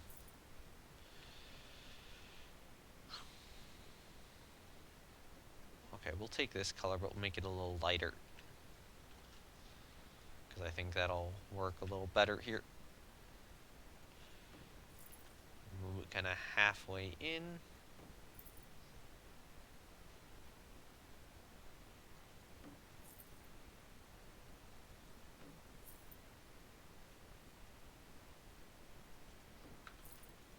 Okay, so we're gonna take these guys down here.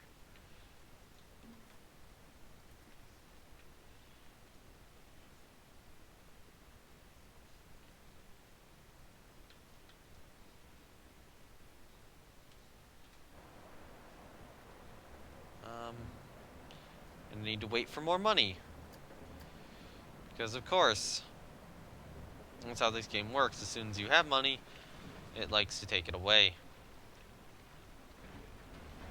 Well, actually, I have to build everything, so yeah, it's kind of losing it for me. Oh, come on. A brief... There we go. Now we have money.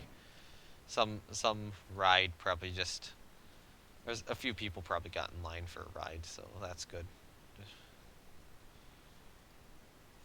I just play HOI 4. Well, the Waves has better shipbuilding, though.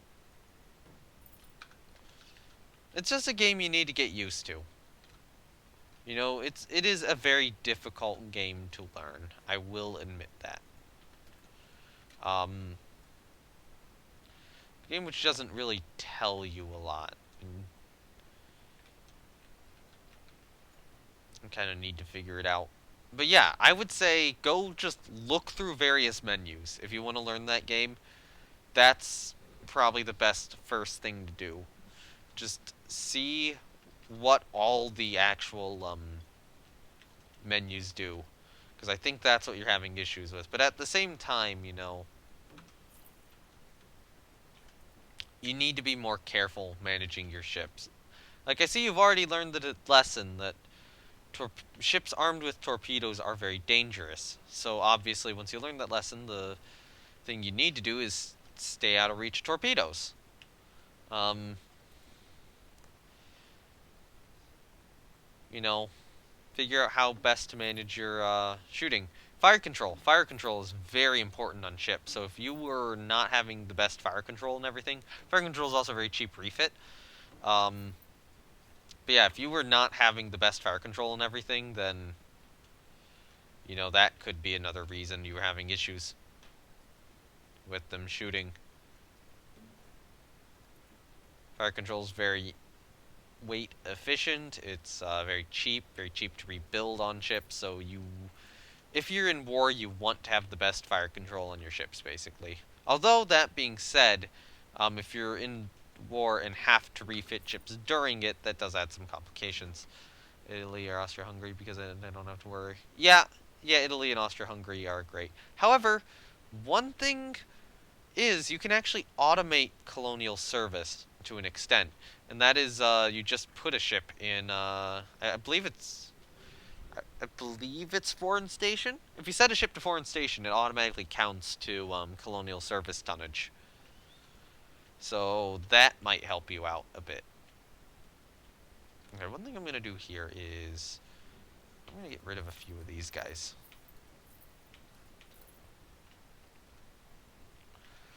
And then I'm going to take another set of these guys and just kind of move them out over here a bit. Maybe not quite as tall. Maybe down about here. And then...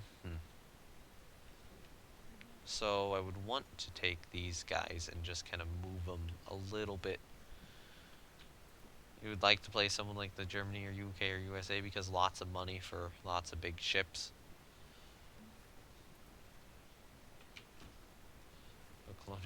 Again, just set ships on foreign station. That's the easiest way to do it.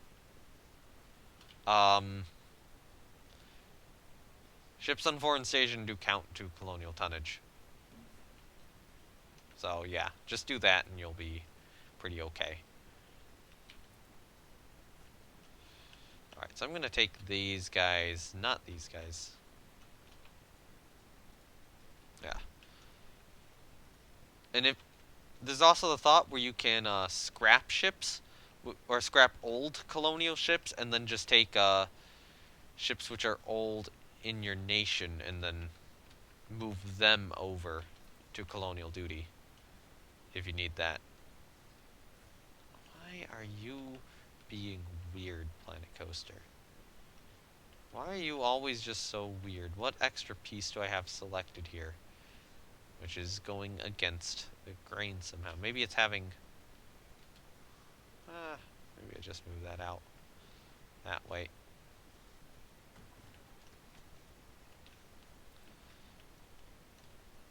And then I think that'll work.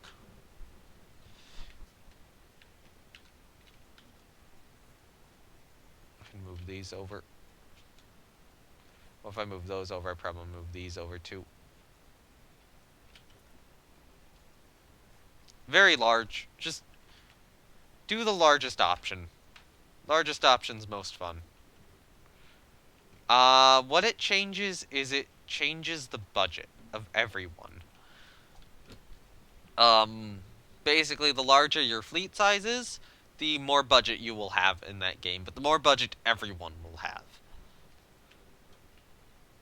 Largest budget is best budget. Honestly. That's what it changes.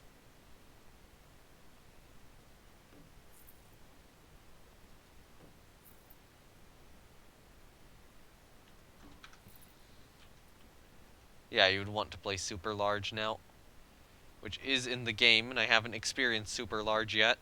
I'm probably gonna get the first experience from that is trying to. No, I would play I would play on a larger size game, large, very large, or super large to learn. Small, the problem with small is that you're gonna have to make a lot of tough decisions on small.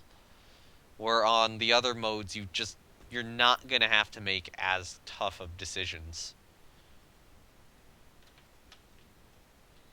So it might actually be easier to play on one of the larger settings.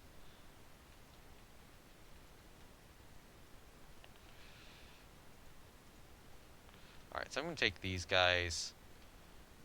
Oh, come on, game. That's lame. Why are you not letting me duplicate them normally? Alright, so we'll duplicate these guys.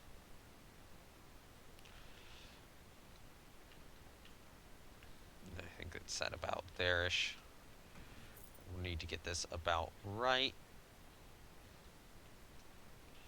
Admittedly, though, you are going to need more colonial ships. So, yeah, be careful of that. But, you know, again, you can just automatically set them to that.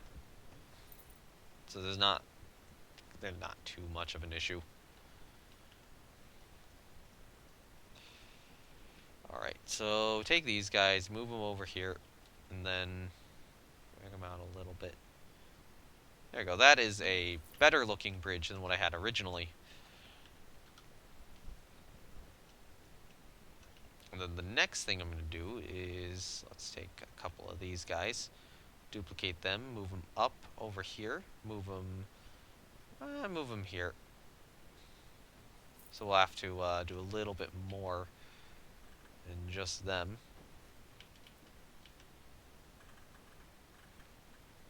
Do that. Duplicate them up a bit. Probably to about there.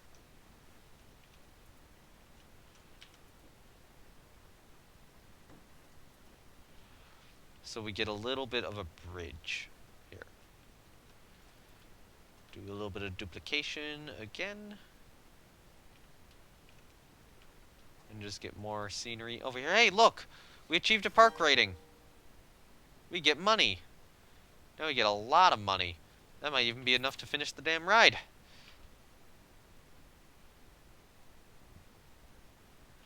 Hooray! Alright, so the next step would be, if we're going kind of with a half-covered bridge here, then, let's just do this.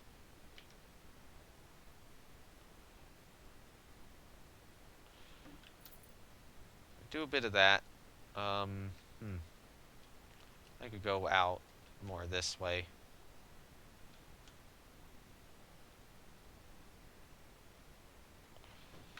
Alright, take these guys, duplicate them to the other side. And then take all them, duplicate, advance, rotate. No. Take them, duplicate, switch to world axes, rotate them around, switch back to relative axes, and then move them into this position. Let's try to actually get it aligned, but this shouldn't be too hard. And now that they are aligned, let's bring these guys up.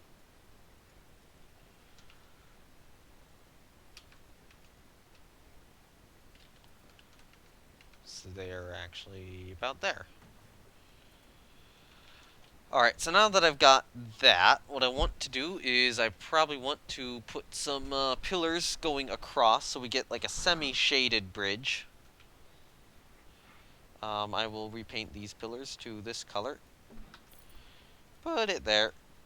Grab it. Let's grab a 1 meter on the other side. And I think this will be short enough that if I just kind of move it in, yeah. And yeah, it is smaller than the actual log itself, so that I can just kind of have them there. Alright, so we'll start with one here. And then let's have another one kind of at the end of this section. And then we can put one in the center. Actually, you know what? I'm going to do something interesting. Just to break up the pattern of regularity a little bit more. So I'm going to take these guys, I'm going to copy them, I'm going to actually paste them. Great! That ruined everything. So good to know. That kind of ruins everything. So I'm going to copy and paste them over here. And then I'll do this.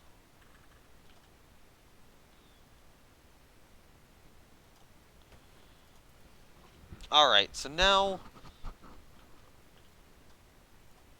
So I think if I just take 2 of these segments, yeah, it should copy fine. Like so. And then if I take 4 of them, and then copy them once more. And then let's do that to this side as well, so that we're kind of working with an even amount on each side. So that we nail the bridge look a little better. Like the semi-covered bridge. So I'll duplicate that once more. No. Why did it select that piece? Alright, duplicate this guy over to here. And then we just kind of have to have another one of these in the middle. Which is not perfect, but close enough. And then let's take 1, 2, 3, 4, 5, 6.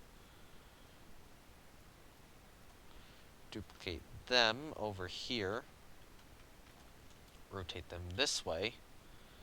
Move them down a little bit. And then... yeah, put them about there. Maybe we'll have a 7th one.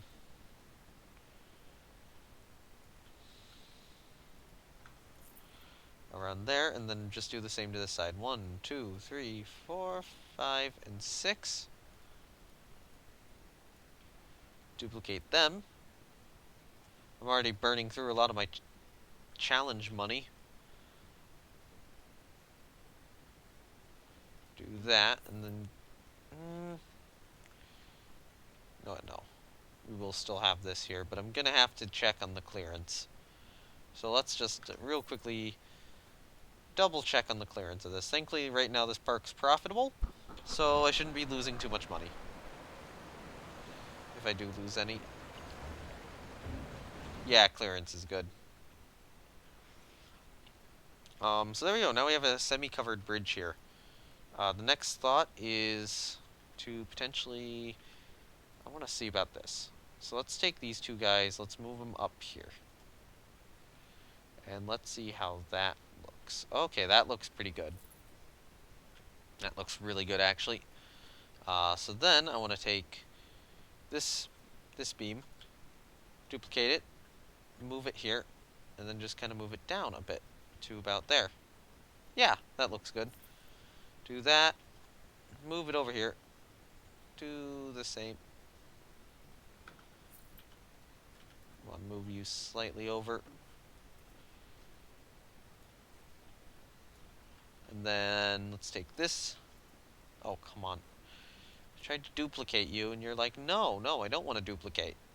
But now I have. So we just gotta line that up well. I think maybe about there is aligned well. Take it there, move it over here, and ta-da! That looks like a decent bridge. Half decent bridge, as long as I can continue the log pattern over on this side. You know, all the way back to the station, basically. That being said, I probably do want to take this log and this log. Well, actually, especially this log here, and move it back a bit. You know, if that log's more there-ish, maybe this log needs to be a little more there-ish. That should work a little better. Which ship should you have on foreign stations? Usually cruisers. Usually it depends on who you're playing as. Um, Usually you try to build a specialized class or two of ships, but CLs and CAs are the best bet. Um, yeah. CLs, CAs. I would have recommended putting colonial service on specialized ship designs for this, and actually looked at how much you need to put on foreign service, and then built ships specialized for that. But yeah, CLs, CAs are the best. Colonial service, I believe, increases the amount of Okay, basically, colonial or for foreign station, you need a certain amount of tons on it, and that's what the number is. What colonial service does is it increases the number of tons that a ship provides to the colonial count, amount of stuff on colonial tonnage if it's put on colonial service, and it, despite how little tonnage the ship actually has. Um, I'm trying to think how much. It's either by like 20% or 25%. I think maybe 15%. But you could usually get by with a little more if you do that. Alright, so let's get our final bit of this log flume done. At least the final bit leading into the station. But we still got the tunnel. We still got the tunnel to build. Can't forget about the tunnel. I actually think that the bridge is like slightly misaligned. So I might want to realign the bridge ever so slightly.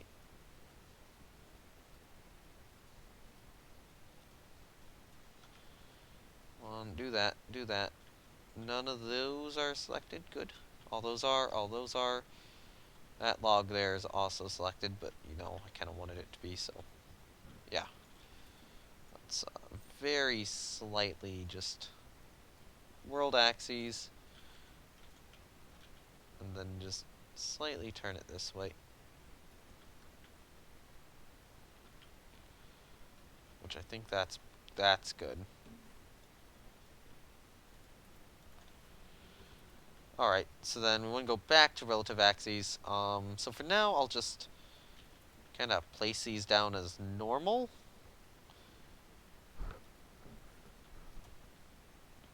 Although, let's take another one like this. And then we can take these two pieces, duplicate them, and then just kind of move them to the other side, rotate them around, and then what I'll do is I'll adjust the heights and all the logs later.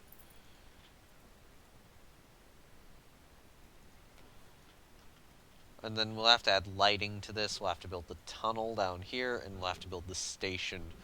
And then after that, I think we could probably open the ride, although I'd probably want to get some fences up around it too. This might be the first ride I actually put fences around. Or it might be the case where maybe next episode I'll start, or next stream I'll start actually properly fencing in the rides. Alright, so this is a drop. It enters the turn after the drop, so we'll just kind of do this along the drop until it gets to about here. Well, not here. And thank you, for Fernie Dad, for the follow. Thank you, and welcome to the Nameless Follower group. That should appear on the latest follower tab soon, right? Just to make sure I got the name right. I think that was an R. Oh, there's some lag. Well, it's lag because the game's saving, but yeah. Alright, you know what? I need to drop these pieces. You know what? Yeah. I need to drop these pieces down. Get rid of those two, move these guys down. Get rid of these two, move these guys down. Get rid of these two, move these guys down. Yeah.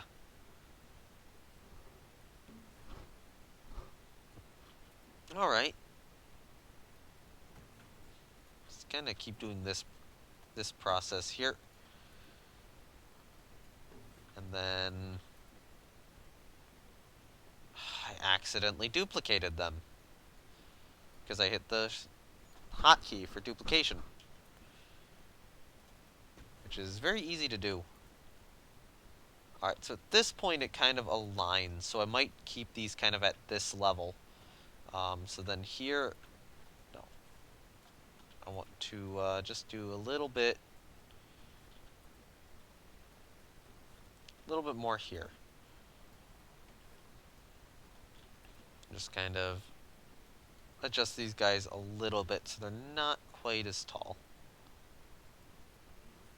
And then we can do this, move all four of these guys down further, and then just do this. Oh, come on, grab it. Took a little bit. And now we kind of get this this shape where it kind of goes up and then curves down, which follows the log flume drop a little better. What does the realism setting change? In Rule Waves 2, that would be how much of your ships you can directly command. In Captain's mode, you can directly command every single ship, basically, at all times. In every single ship in your actual group. If there's there still can be AI ships and support groups and such. In Rear Admiral's mode, you can only command ships within visual range of your flagship or flagships. And in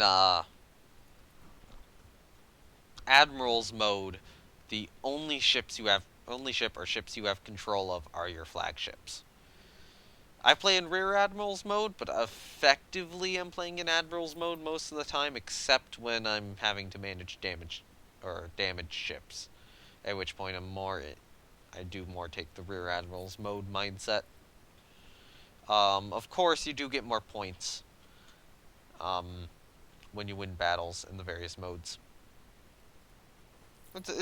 I do like Rule Moves too, but that's only because I understand the game so well. I do need to play it more as well. I need to get back to streaming. Again, get the American thing done. The American one's very difficult to get done. I'm playing Captain's mode, yeah. But do note, you get more points in the other modes. And the thing is, you do not want to just command all of your individual ships, because that takes forever.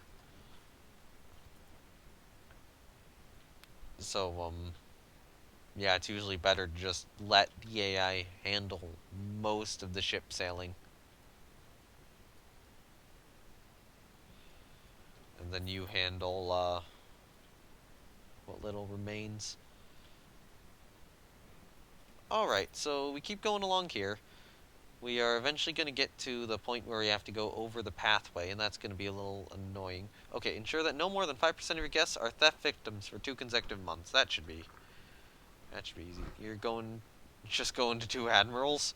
Okay, then. A little more difficult. The problem with Admiral's mode is that if one of your ships gets flooding, it's gonna try to control itself back to port, and there's gonna be nothing you can do to prevent it from slowing down other than slowing down your entire fleet, and that is very risky. That's typically why I stay in Rear Admirals, but I usually play well enough that, I don't need the extra 10% bonus.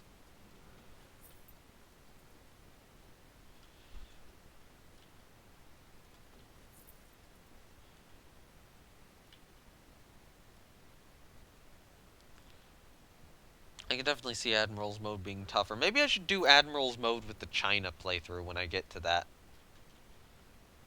Just to make everything as difficult as possible. Need to go? Alright, I guess I'll see you then. I'll keep working on this, log flume. Which is actually starting to look somewhat complete now. Now that I'm getting this, back section done. We're just gonna need some, trees and foliage and fences and stuff to disguise stuff, get a good station building going, and I think we're golden. I'm trying to remember, did I put lockers in the stations? Yes, I did. I'm gonna have to get lockers in these stations. Then...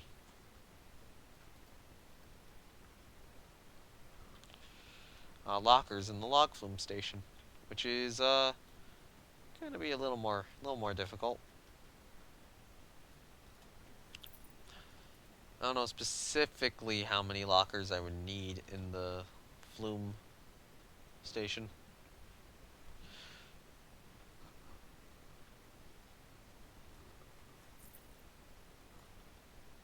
Although I think a lot of times on these rides, it's just like put it in an external locker.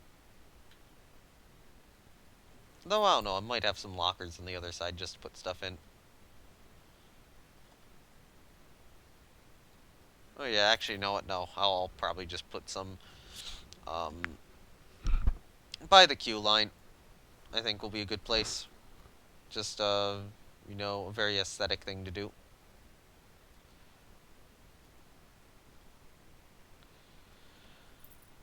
Whew. Alright, this is actually getting done at this point.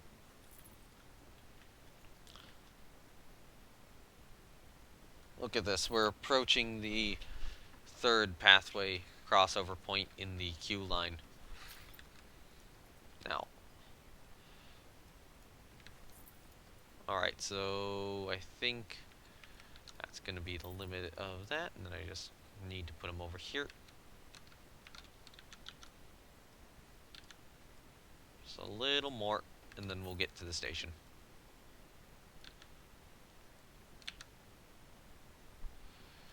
I'm going to have to figure out how to effectively build lockers in Planet Coaster, though.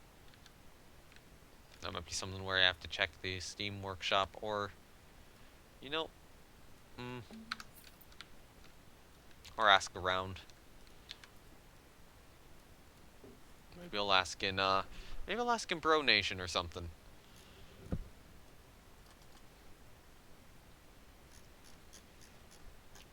Wow, I posted my stream, which is still going, and already there's been like 4 or 5 other things in that Discord. A lot of people are either streaming today. I'll have to ask them on what I should do for lockers. So I'm gonna duplicate this section. I'm expecting to have to fix it because it's gonna have a different curve than what I actually need, as can be seen. So how I fix that is I do this. And now it has the curve I need. Roughly.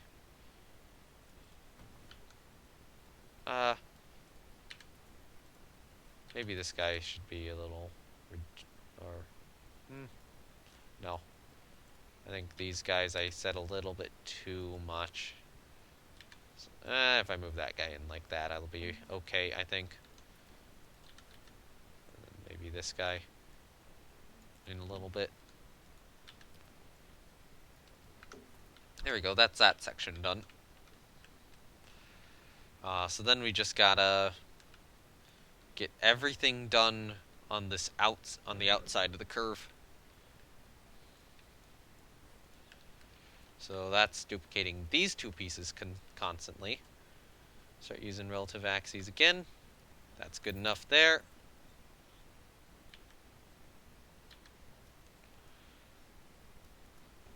And then, you know, once this is done, this log flume will be a long way till done. Much further along than it is before. So I'll get more money. I'll get another bonus in 2 months, approximately. So that would be Actually, that would probably be starting in year 25. This could be a year 26 opening, honestly, at this point. Wouldn't be entirely surprised. But hopefully I'll be able to get this open in year 25. Maybe, well, starting in year 25. Actually, you know what? Even if it's not open at the start of the year, it would be okay if I'm still opening it in, like, March or April. Even May. That's something parks do. I try to not open stuff, like, later in the year, like in August, September, or October. Because it's usually kind of a bad practice. It's usually better to start out your New Year's with stuff, even if it's just Planet Coaster and that's not, really that relevant. Let's make this quicker by duplicating 4 at a time now that we do have a little bit of a curve going. And then just kind of keep this up all the way until the end. I'm also going to need log puns for food shops. Or tree puns or whatever. So I was thinking of trying to do food, or not trying to do, but trying to have a food which is shaped more like a log, kind of along this section. So stuff like hot dogs, bratwurst, submarine sandwiches, those sorts of things. Now with hot dogs, hot logs is a really easy pun to make. Unfortunately, it also sounds like something completely different. But I'm gonna stick with it anyway. On the other hand, for like submarine sandwiches and or bratwurst, I can't really think of anything off the top of my head. Maybe like barkwurst or something?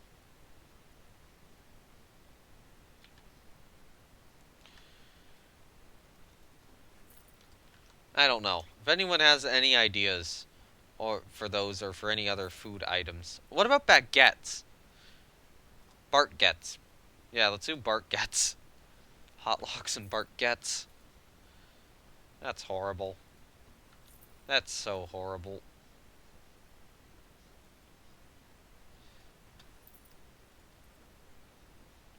Alright, so now this is starting to get a little misaligned. And now it's realigned again. And then we just gotta go duplicate this guy one more time. And I think we are at the pathway. Yeah? These guys I'm gonna move in just a little bit more. That way, so that I'm kind of not clipping into the pathway rail as much, but these guys kind of are anyway, so I'll move them slightly in too. Yeah, there we go. So this pathway is going to be a little more difficult to figure out what I need to do for it. One thought is just taking some logs, not being that stupid, doing this, and then I want to see what this looks like here. If I just do this, as long as I have it kind of in front of all the other ones, I think it'll be okay looking. Not the greatest thing in the world. Could be a lot worse. If we duplicate this down a few times.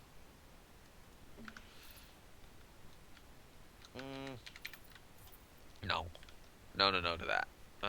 So I'm gonna have to get clever with this again, aren't I? Damn it. You know what? No. Let's just do this. Let's just make it easy.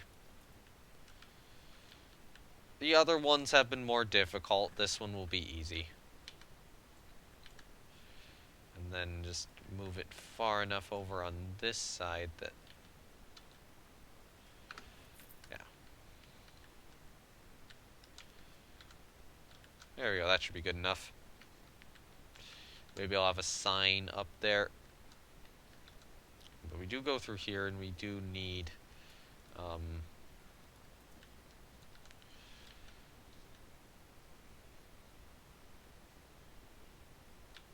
more like that, although I'm gonna probably want to angle snap these.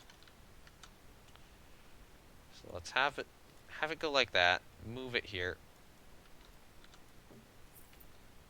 And then just duplicate it across a few times.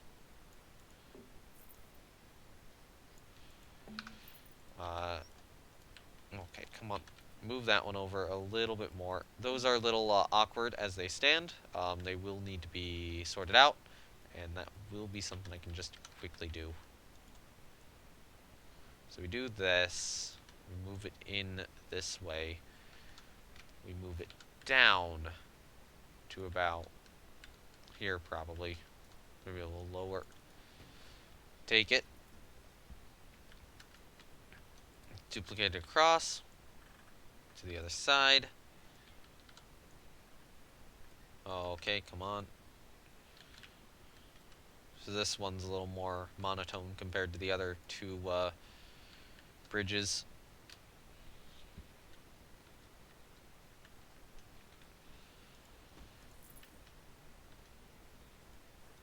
And then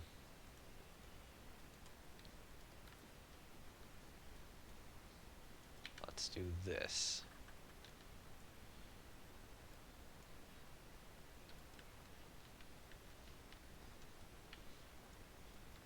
Alright, so then how well does this wind up working? I could do this, just have it clip into the station, because then it'll be hidden in the station. In the station is fine. Fine by me. So what probably needs to happen is I need to move this over here. And then I need this guy to move over here. And that to move about there-ish. And then that should work. Although that probably needs lights as well. Yeah, okay, so let's put some lights here.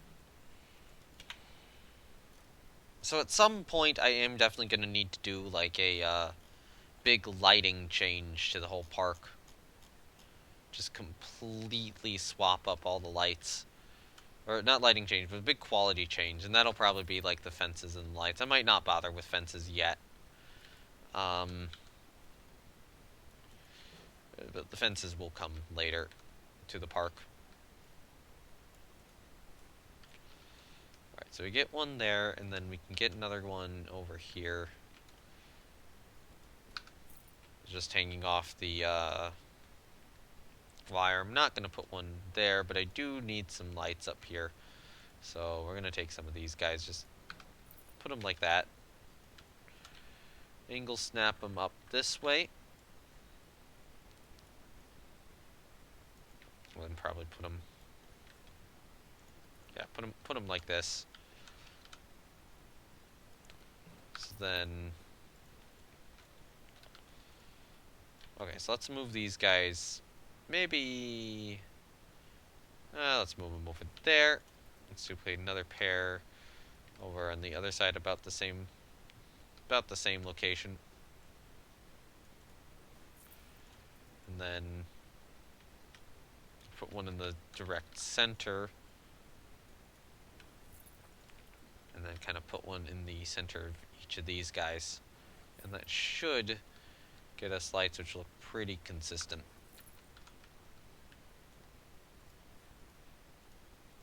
Maybe just one more pair of these on each side.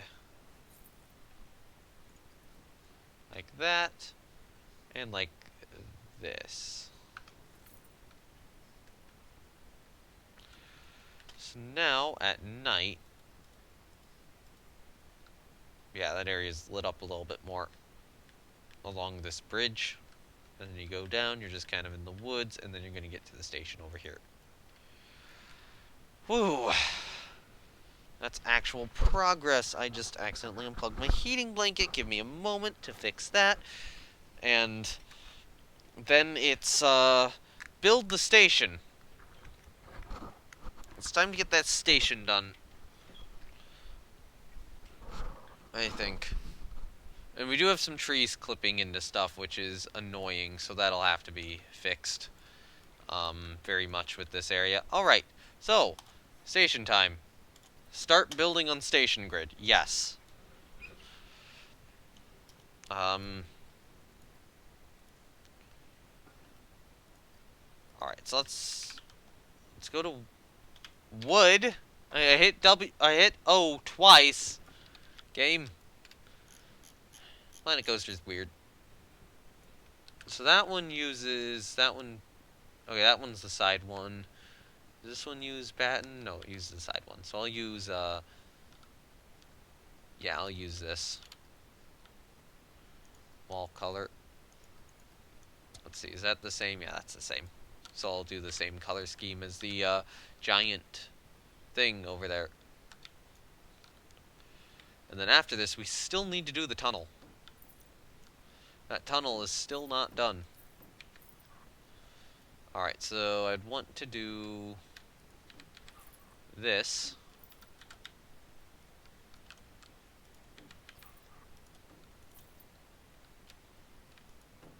Nope.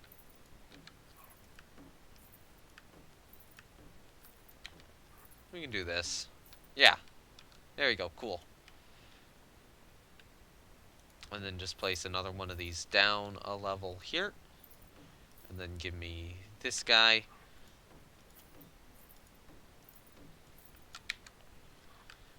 There's another autosave going off.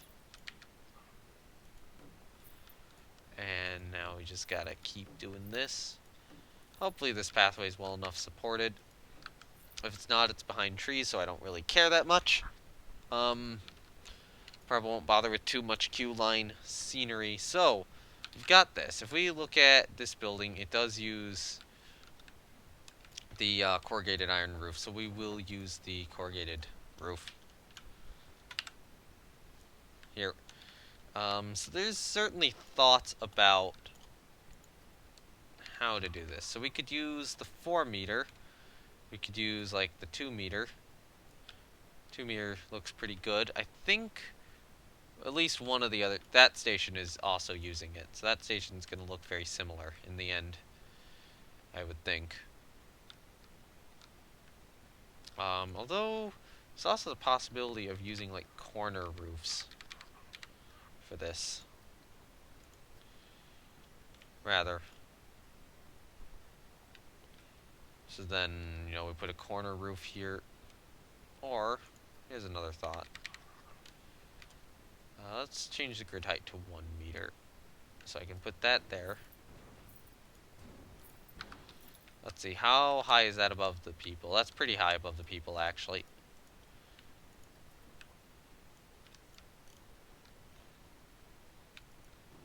So maybe that'll go there instead. It's a little low. Because that's a person. So, you know, you could put your hands up and touch it. But I assume that you could do that with most normal doors anyway.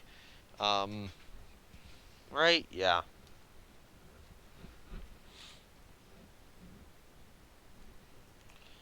Low. Might be low enough that a tall person could bonk their head on it. So we're gonna take the grid height down to 0.5 meter. Now, and just move it there. Now that we have that, I'm gonna take these 2 meter corrugated iron roofs. Do this with them.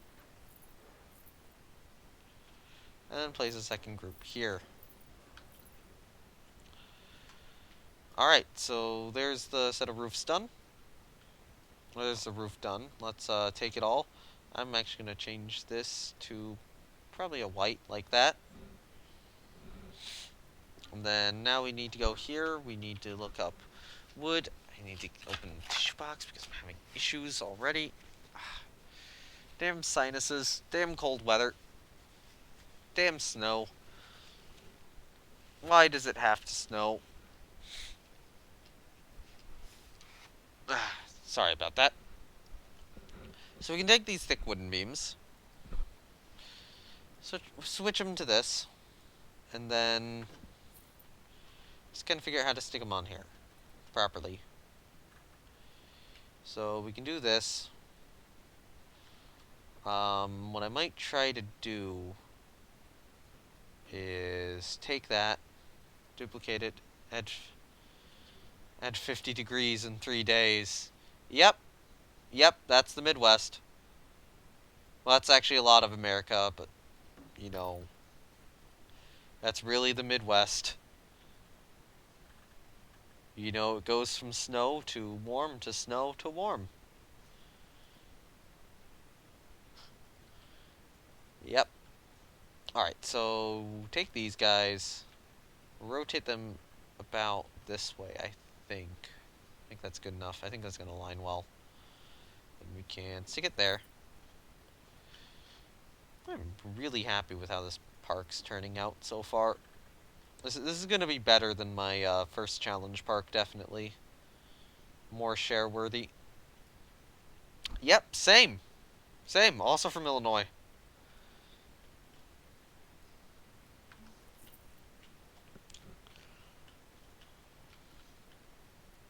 Alright, so we can take these guys, move them over. Yeah. We find. Okay, so we're not going to be able to put anything to that center point, but. Okay, so if I could put one here, which I want to do. And then. So I'd want to stick one here. But then, do we want to stick another one like here-ish? It's a little wonky, but it kind of has to be. Just because of how the building's shaped. And thankfully, these are like right at ground limit.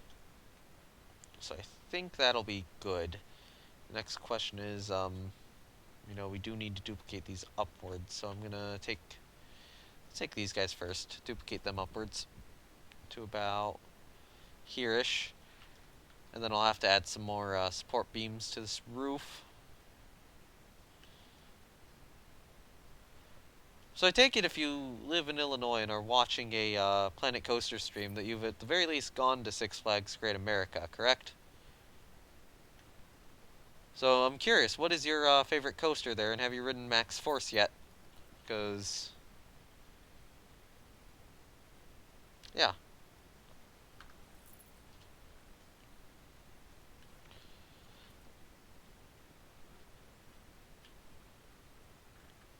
Alright, okay. This is a problem. That's not perfectly angled. So I'm gonna need to take another one of these guys and add them onto there, and then I'll need to take one of these guys and add them onto here. It's been about 10 years. Wow. Certainly been a while then. Stuff's definitely changed in 10 years. I'm trying to remember 10 years ago. Would have been 2010. Was Iron Wolf still operating then?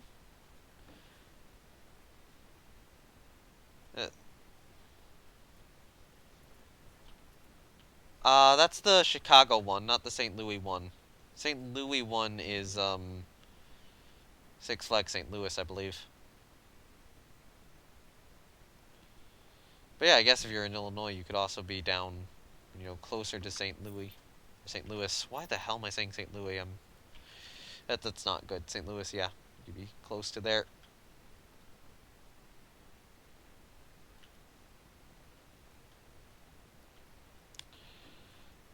Yeah. The one in St. Louis is different, but it probably hasn't changed in 6 years. Or not 6 years. It hasn't changed much in 10 years. The one in Chicago has. Halloween time was fun. Yep.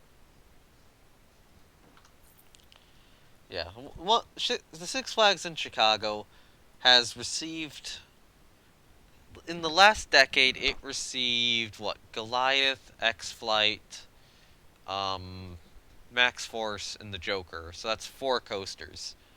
And in that time, I think it lost Iron Wolf, and that's it. Whereas Six Flags St. Louis, I don't think a new coaster has been built there in that time. So Six Flags St. Louis has the exact same coaster lineup it would have 10 years ago.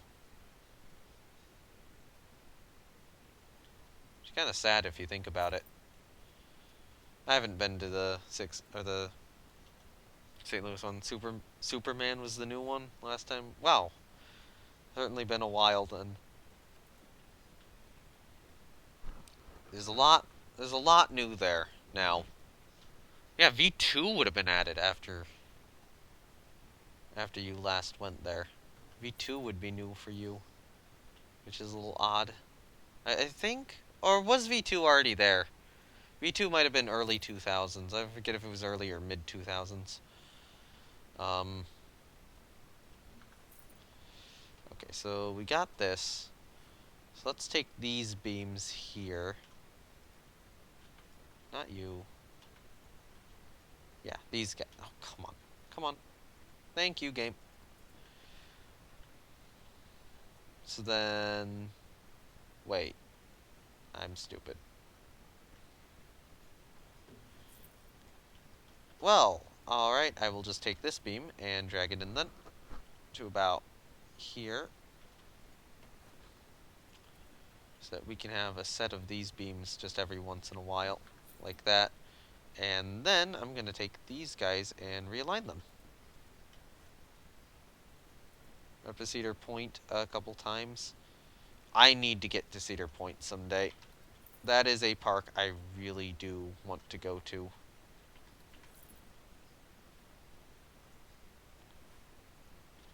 Um, that park looks fun. Cedar Point looks incredible. Especially, yeah. And I think they've just added stuff every year as well. Well, not every year, but, you know, every couple of years, Cedar Point just gets a new coaster. I don't think they've I'm trying to remember the last one they removed. They removed Disaster Transport and they removed Wildcat would be the last two they removed. And within that time, in the past decade, they would have added Gatekeeper, Valraven. Oh yeah, Mean Streak. Mean Streak got converted. Um, yeah, but they would have removed, or they would have added Gatekeeper, Valraven, um, Steel Vengeance, which is converted Mean Streak. Is that it? Is that all they added last decade? I swear there's one more. I'm probably forgetting. I could be forgetting it. That could be it from the last decade, though. But damn, Steel Vengeance looks good. Like, you know, I'm hearing people say it's the best coaster in the world, sort of thing. Like, Cedar Point took the worst coaster in the park and turned it into the best coaster in the world.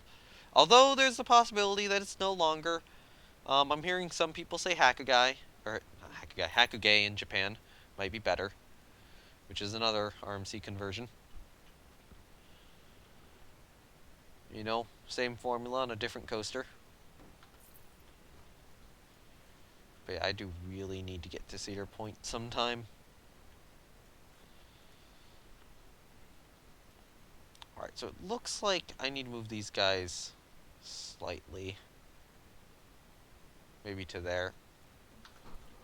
Yeah, that's good. That'll be good. Take this beam, duplicate it across. Over to here.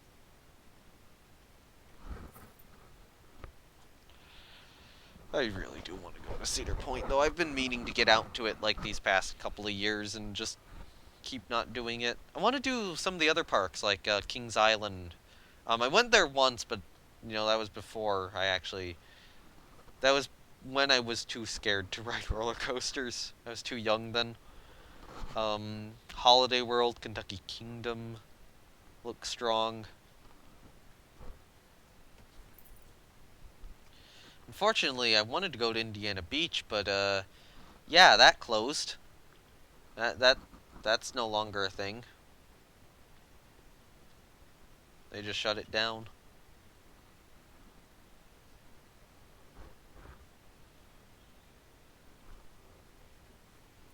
"35 to 40 years ago." Wow, that's a long time ago.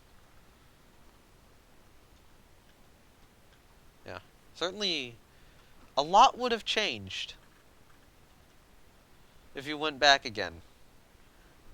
It would probably be an entirely new experience with a little bit of the old still there. Just remnants. Now you're 56. Actually, yeah, okay, yeah. If you did go there that long ago, then you would be. It does make sense. In terms of age. Alright, Oh, this I got wrong.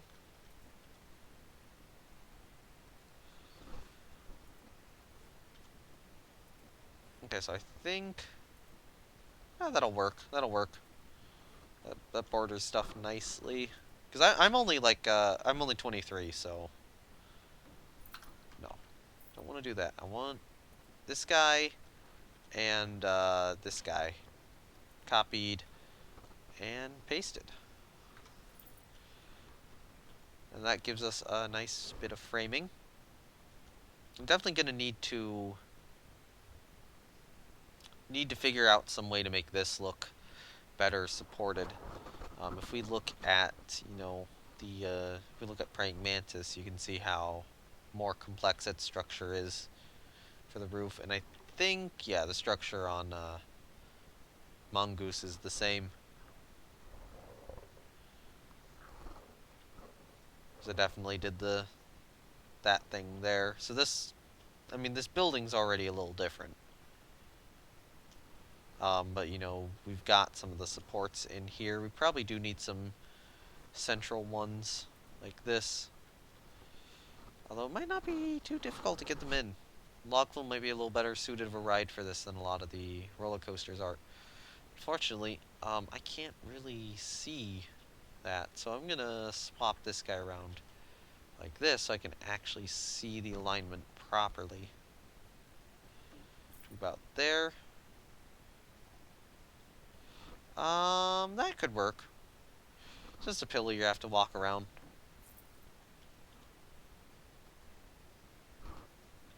Then that, yeah, that's fine. Yeah, these gates should still be able to open up, and then, yeah, you can just walk around that pillar just fine. The whole problem is I'm going to need some locker system somewhere. And then maybe cross beams kind of going across this way would be good. So we'll take these guys. I'll convert them to white. Let's put it there. How about? Take one, move it here, and then I think we need just a little bit like this. We can move that one a little bit more inward. Get stuff sorted so we don't get any Z fighting. And move that back. And then just take this, duplicate it across to all of them. Just one to the next to the next. This one I'll probably have to actually move looking at its location now. Not perfectly aligned. That's okay if there's some slight imperfections, because there's so much stuff here that it's going to be difficult to detect anyway.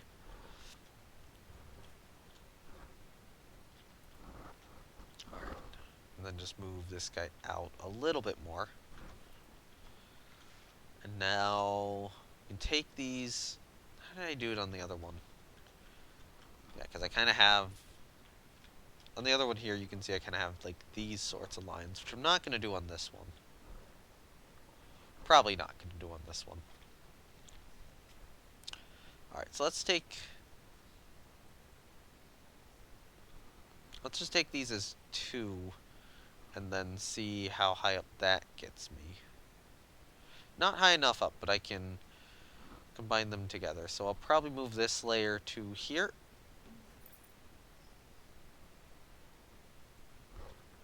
And then move them back. How should I act when a country wants to buy tech from you? Decide if you're... okay. If a country wants to buy tech from you in Rule the Waves 2, you definitely have a decision to make. Do you sell it to them? Do you not? A lot of this is how is your budgetary situation? Is your budgetary situation good? Is it bad? Do you need more budget? Do you not need more budget? Next thing is, do you want to go to war with that country in the future? If the answer is yes, then you probably don't want them to get more tax. If your answer is no, then you know you might want to sell them tax. And if they're your ally, sell them the tech.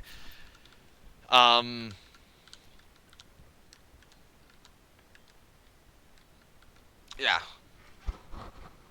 Okay, so this doesn't look as pretty as some of the other ones do, honestly. Although, I might be able to get away with something here. If I sell it to them, are they more likely to sell you tech? I don't know.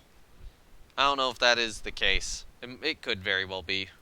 It could very well not be. Or, Rule of Waves 2. Alright, so I'll put a couple of beams across here. Not the prettiest of stations, but, you know, it's serviceable. And then we can just, duplicate these guys here downwards. Take them. Oh, I'm out of money. We'll get the AI Wars mod. Yeah, that's... It would be a good mod, but I don't know how much, how well it'll work exactly. Alright, so this guy I do want to duplicate downward here. Unfortunately, need to wait more time. Oh, hey, we got money again. Cool.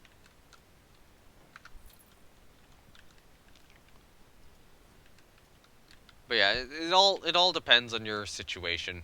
Also, if the tech's more obsolete, then maybe you can sell it. If you think that the enemy's gonna, or the nation's gonna get the tech researched on their own anyway, then you probably do want to sell it.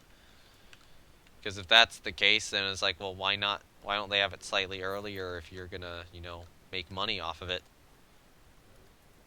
Versus not making money off of it. So yeah, that's a situational thing.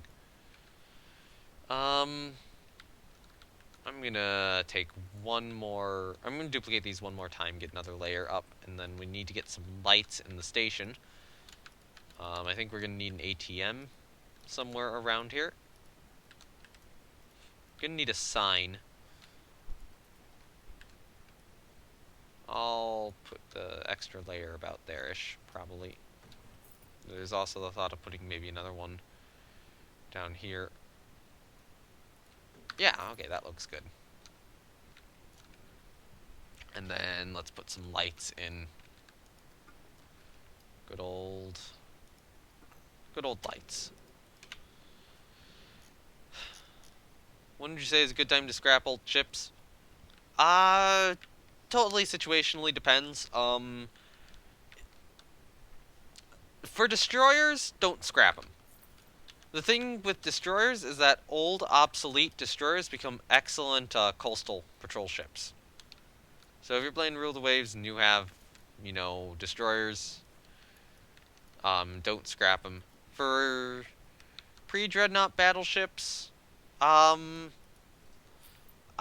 typically, if you're playing on a normal tech game, I typically say you probably want to get rid of them around, you know, maybe the late... Well, okay. Some of them, the earliest ones you probably want to get rid of maybe in the early teens. Early to mid-teens. Maybe... Yeah. That's probably about the time to get rid of, pre-dreads.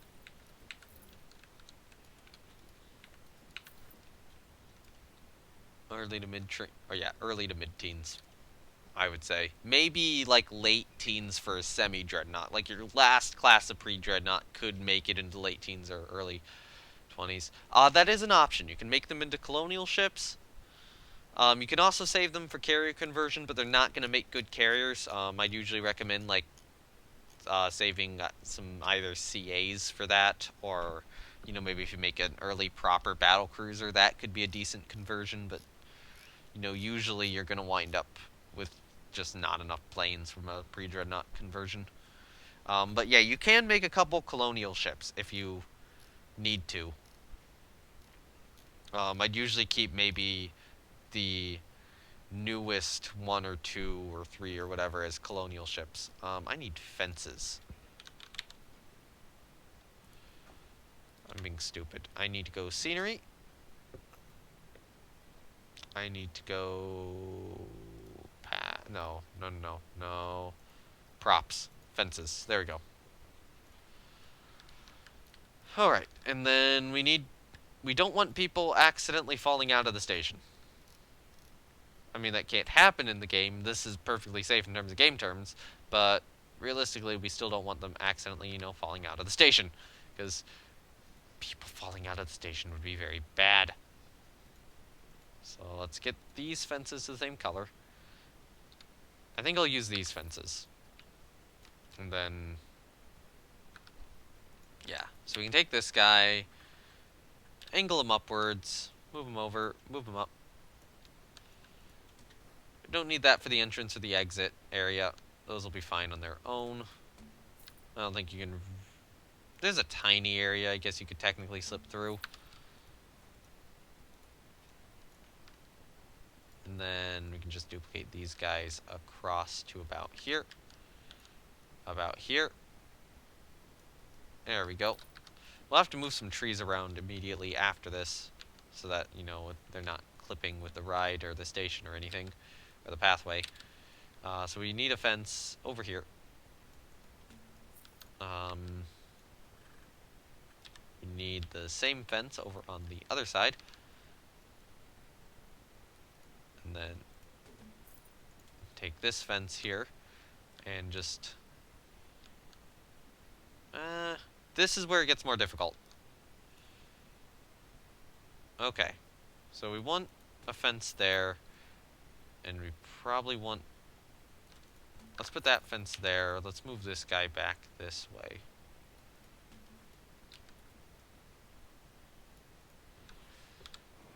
Alright.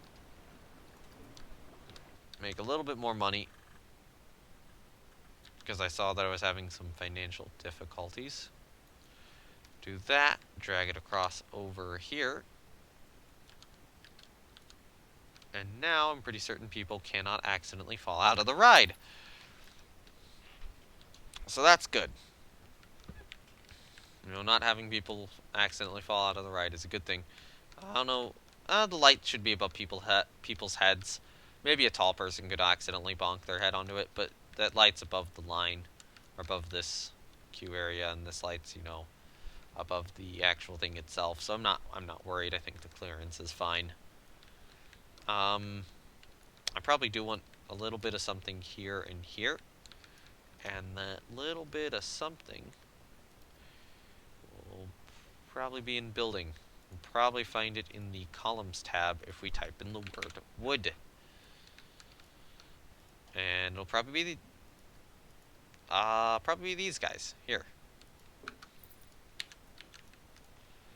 So then this is pretty easy, you know, we just take one, move it down to about there, move it over, move it forward, take a second one, duplicate it over here, take both these guys, duplicate them over to the other side, then take all four of them and duplicate them all the way to the other side of the station. Over about here. And that, we still need two more. So, let's take that guy, and I was thinking maybe we could grab one from that side, but we can't, so yeah, just do that, and just do this. There we go. So now, that's all fenced in properly. The station now is basically done. Let's take this sycamore tree, move it over here. That's a very big sycamore tree right there, which is blocking part of the pathway. Let's move it back a little bit there. Let's take this rock, move it there. Let's take this poplar tree, move it over here. Let's take this ash tree, move it maybe... We'll temporarily put it there. I'll move this rock a little bit and then move the ash tree back to probably about there, and then we can take this ash tree, move it over here. Okay, that will work a little bit better for the lines, I think.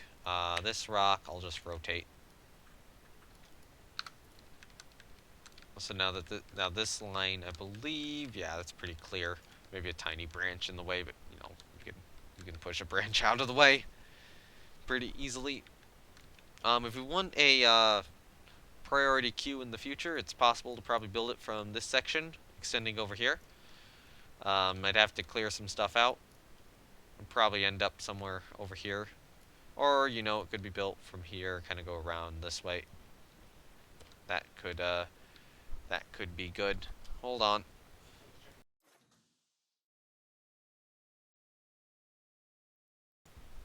Sorry about that. Alright. And now it's just time to duplicate. Duplicate everything. Get more trees. We're out of money. Wait till we have more money. Get more trees.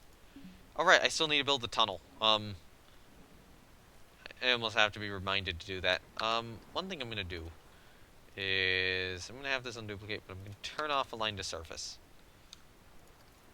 While we're waiting for money, why don't we ride something? Here we go, praying mantis. The Schwarzkopf looper in the park. And I think this is a pretty good ride. Sorry for that little ping sound. So, cable gets moved and the game's like, oh, it's unplugged.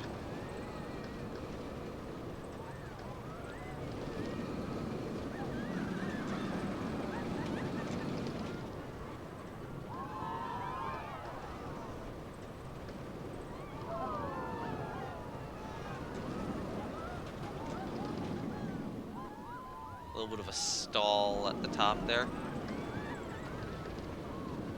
You go into the ladder helixes of the ride.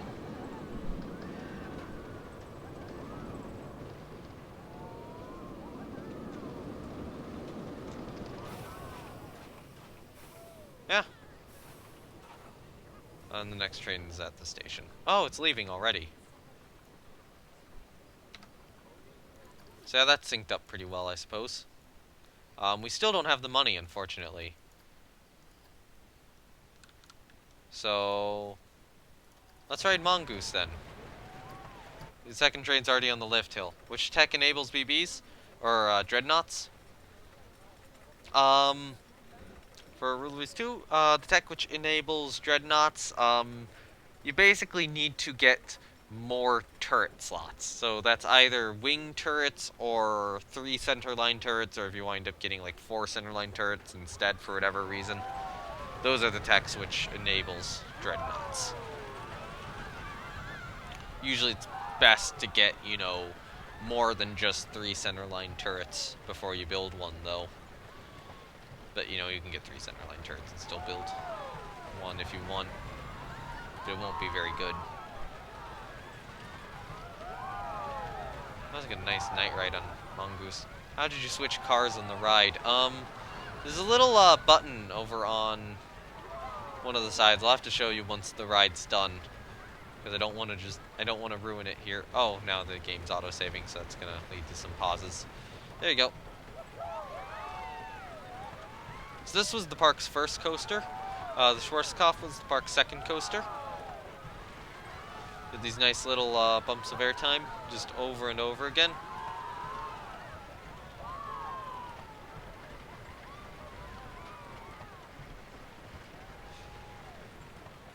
And then we're just gonna barely make it into the brake run. Very slowly, but I think we would have had the momentum to just make it up that hill anyway. But the button for that is here. You know, I'm switching train, but you can switch cars like this. So now we're in car 4. Now we're in the back seat. That's how you do it. So, you know, this is a more violent ride on Mongoose. I actually like the back seat of Mongoose more probably than the front. It would be better, because you actually get more airtime from here, as you do on a lot of coasters. A lot of coasters where just the back seat's kind of the best seat. Although you don't get a lot of airtime on that moment. But, you know, now you get the double down. This is the best moment. Never noticed that arrow? Huh? Yeah. Yeah, no problem. Problem showing me that that existed.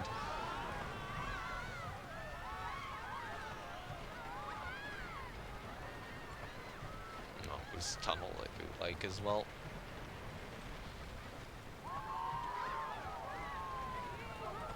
Honestly, the forces from the back do look better than those from the front. So I think I've definitely designed a backseat ride here with Mongoose.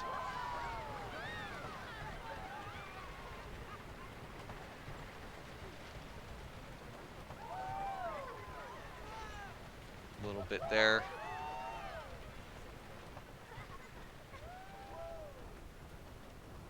We do get into the brake run. Just barely. Hey, now we do have money. A little bit, not much. I only have the 2 roller coasters.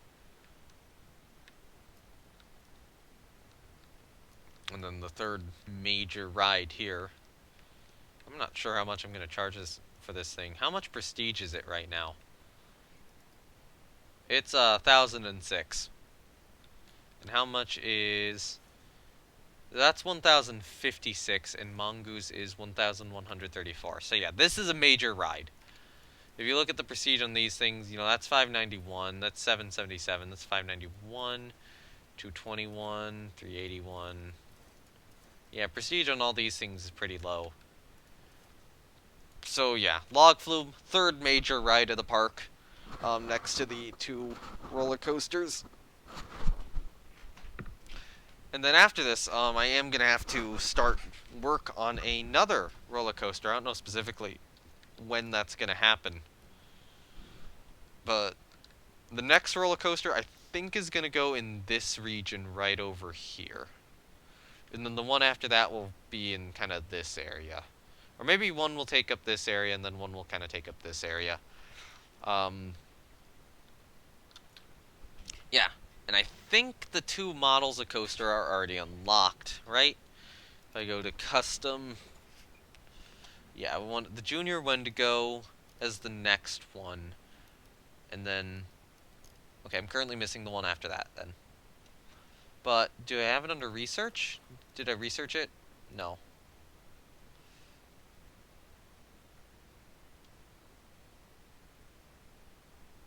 Yeah, I don't know which one it actually would be, then. Possibility of building that. But right now I need all money to go to the log flume. Once the log flume's done, I can start trying to actually research the ride I want. So now the next thing we need is this tunnel. This tunnel needs to be filled. So it's just going to be a tunnel. It's not going to be anything fancy or anything special.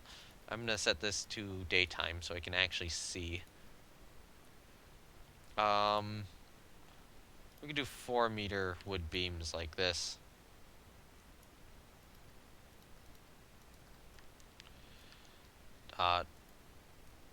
Turn off angle snap.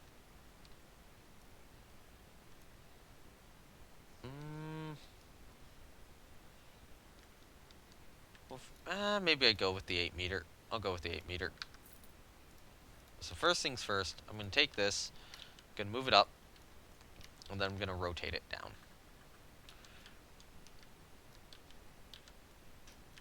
Alright. So,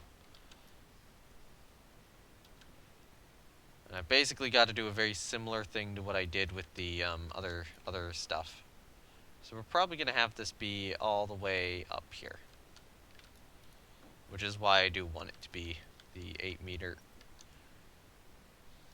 But then we just kind of need to curve this along here. And maybe I'll just keep this tunnel kind of dark. So it's not like an actual showroom or anything. It's just a tunnel.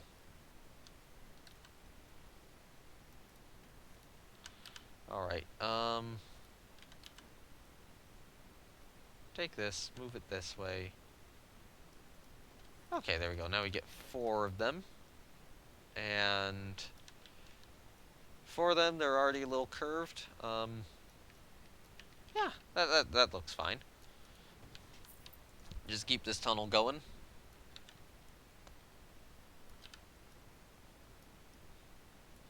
So it's not going to be super interesting. I was hoping for more interest in this area, but, we have supports going through it, and I'd rather keep the supports there. because I want some realism in my rides. So, yeah, let's just hide the supports. Maybe I'll put some, like, tools along the wall or something. Like some shovels, maybe. That could be interesting-ish. Or a chainsaw. I'd have to figure out how to build a chainsaw, though I have built a chainsaw for a sign. So I guess technically if I went into my other park, if I went into Nameless Park, I might be able to just grab the chainsaw sign from there and, you know, mount that on the wall here.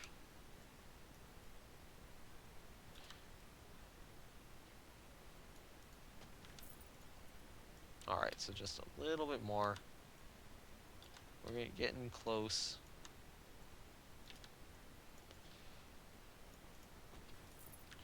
And then just do this 1, 2 more times. Alright, there we go. And then I'm just gonna see what happens if I duplicate this to the other side. I'm not entirely certain. I'm not confident that this is gonna work. But let's just see what happens. Use relative axes. And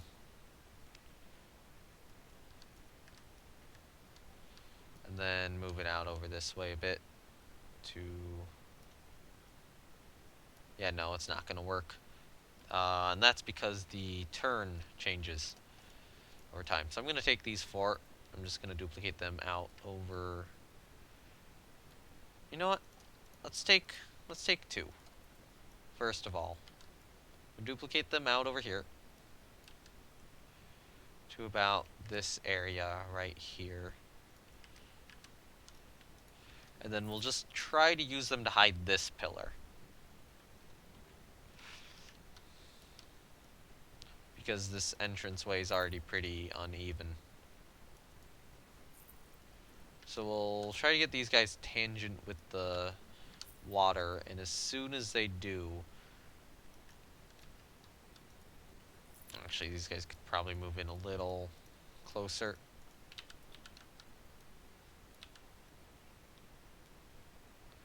Yeah, about there. And now that we have that, then I'm going to take these... Actually, no, I'm going to take these 4 here and start using them to kind of curve this a little bit.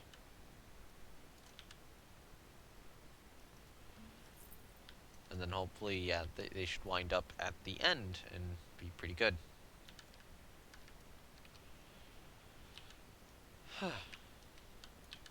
Alright. And we'll have to put some sort of roof on this. No, wait, no, that was a script. Yeah, we'll have to put some sort of roof on this as well. Which will probably just select, like, the haunted house wood floor or something. And then, after that, after the roof, I'll just leave this tunnel dark. Screw it.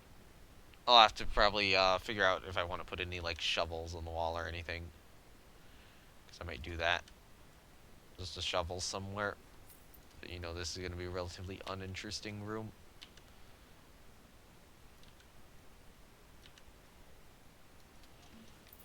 It's just supposed to be a decently themed log flume, so it's kind of going along with decent theming.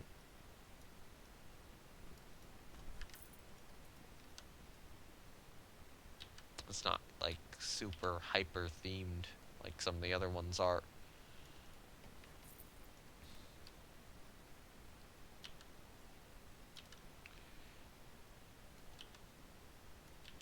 Alright. And then we just gotta...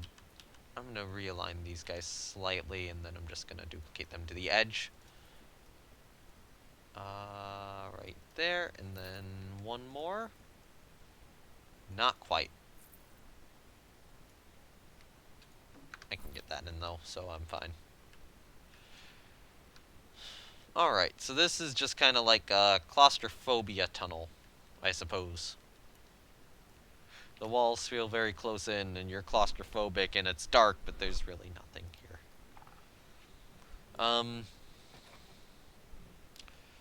Yeah. So then I want to work with flooring. Where is that? If I type in wood, I've not made a haunted house. No, I just want to take these haunted house wooden floor panels because they look good. So we'll have. Actually, we'll start with one of these guys here. How about? I'll delete that. And then I actually probably need to put another one here. But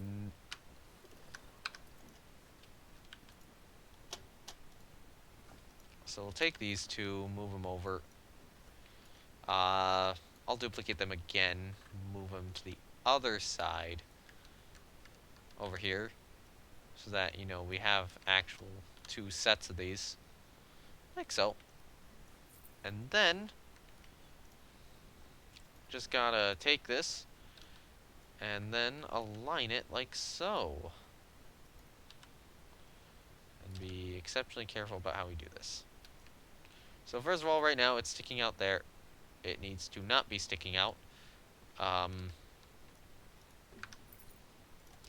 So let's change this around.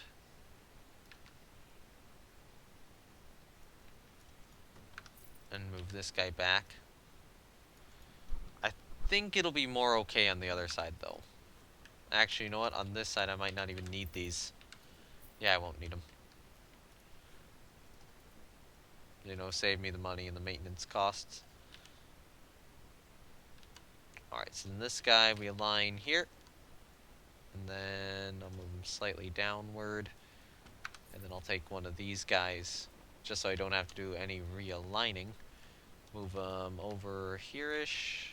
Rotate him more. And we are out of money. We briefly got some money back. There we go. Now we have some money. You know, now we're at 33, so I can afford another 3 of these, which might be enough. Get one there. And then take you, duplicate you, and then just get one kind of aligned here. I'm going to assume we'll be okay. Yeah, that's fine. There we go. So now we do have the tunnel. Tunnel's done. Which means that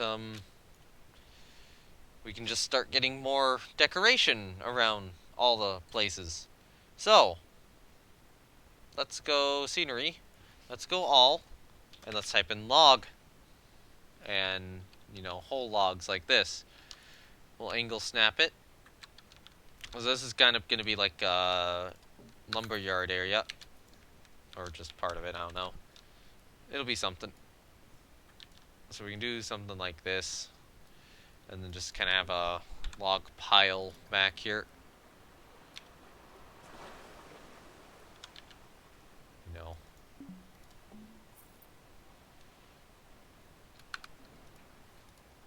Let's just take both these guys. Oh, come on. That's lame, Planet Coaster.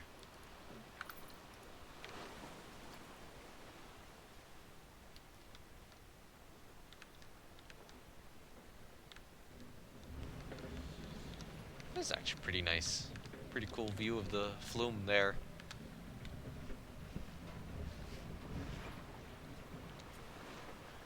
I guess that was the last log going through, though. Unfortunately, right now we seem to be holding at about a constant amount of money, which is really annoying when you want to try to make more. So you two do have that issue. Yeah, there we go. I can move these two together. Hey, now we have money back.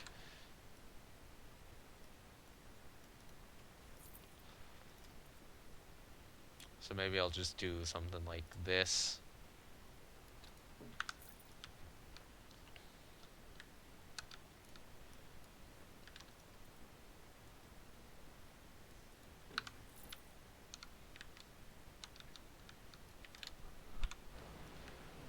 And then what I want to do is I want to go over here. And then I want to just grab a bunch of these. I'm going to pause it again.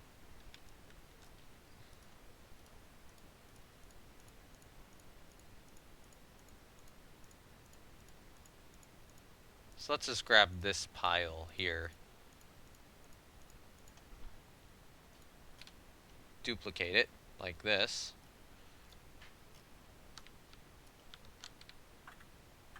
And then just kind of put it down here.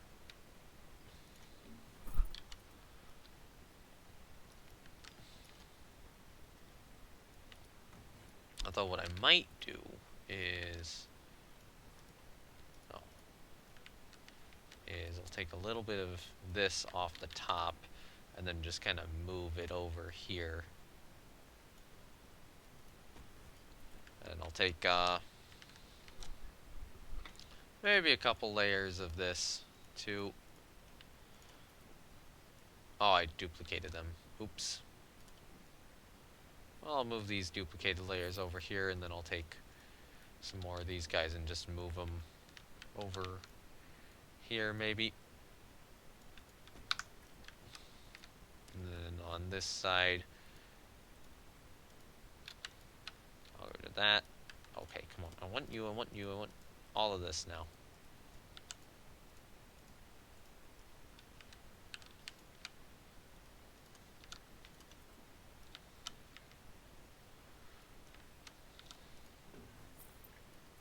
And then just kind of do a little bit more of that. So we'll have another one here, but then I'll duplicate these guys up, maybe. Up a layer.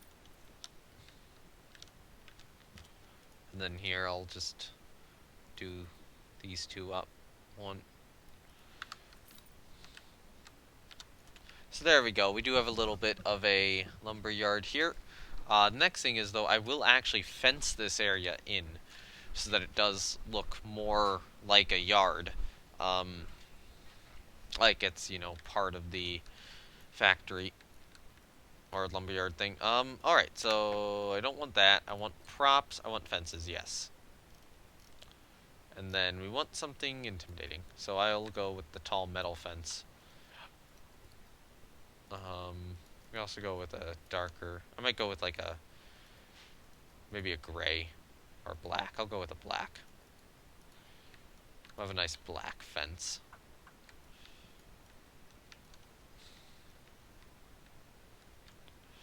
And then I'll probably put the fence maybe... I'll start it here.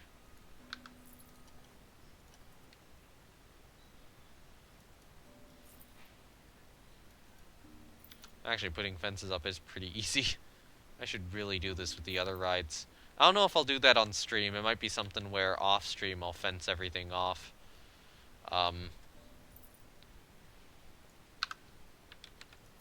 Alright, so let's take this. Let's duplicate it like this. Let's move it down here. And then let's slightly rotate it. And that was why I deleted that section. Because I realized that that was like slightly moving away from the flume, which I didn't want it to do.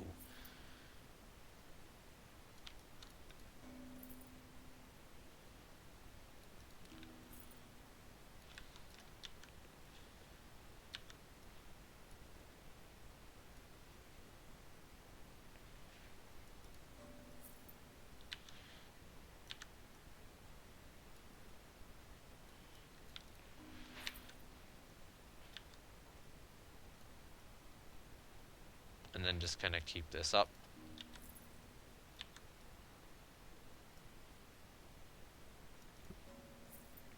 Or maybe that. this can be a double. Ah, this one just slightly misaligned. There we go. And then we just gotta kind of bring this fence around to the other side. Right, I do want to have some stumps outside the fence, like this is an area they're cutting. I kind of like it is kind of ugly.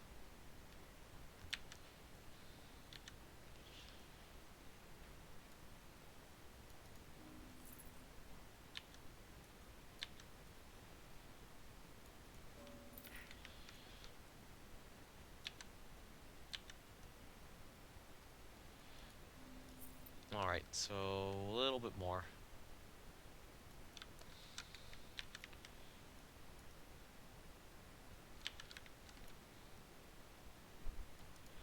Alright, so now just duplicate this across. Actually, no, let's see. Where does it wind up? Well, it winds up over there. I need to turn it slightly. And now where does it wind up? Slightly again.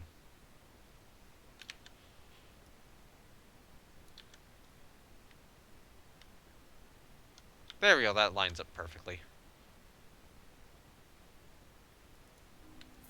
And then just do this multiple times. And then just kind of keep doing this a lot of the way. Or all the way over there. And then that'll be the back side of the Flume ride. This part done.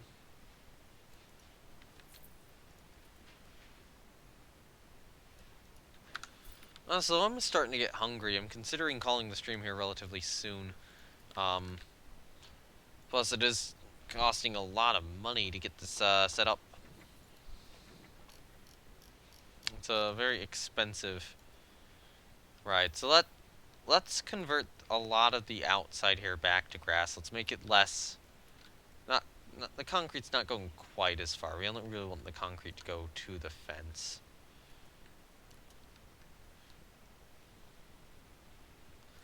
Now, I will probably have this tree right here. I think that's a good idea. But, you know, stuff kind of in front, I want to have a bunch of stumps. So let's go here. Let's go to all and just type in stump.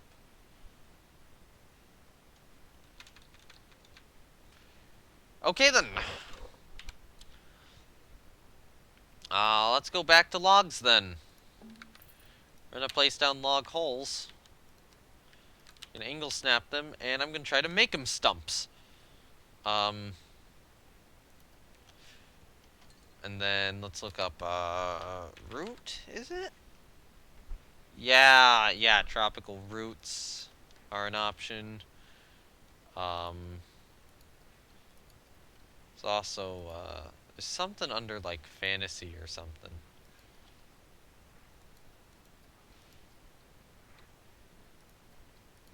But I forget what it's called. I don't know if it'd be under nature or not.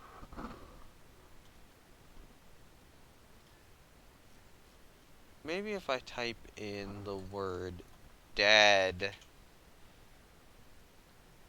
Spooky dead vines. There we go. That's what I want. That is what I wanted. That took too long to find. Oh yeah, there's also like dead dry trees.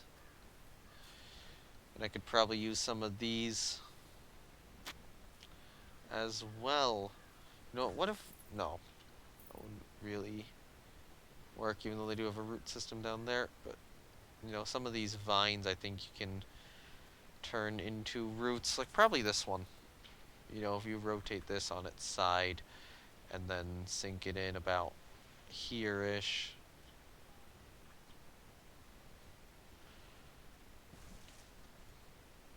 And then I want to have these two as part of the same building so I can continue to work on this building without being taken out of the process like that. So we want to move this down. And we want to just make this look more like a stump. Like a proper stump.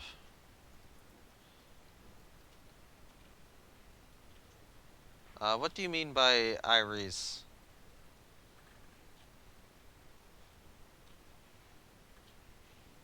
That's a weird word to suddenly have pop up in chat? I don't get it.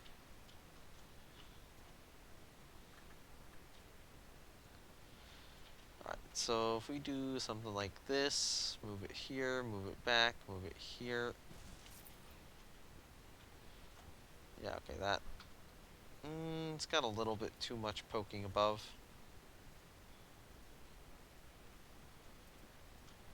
Let's take Spooky Deadvine 2 again. Move it maybe over here-ish. I clicked, game! Why did you not place it? Sometimes I hate this game.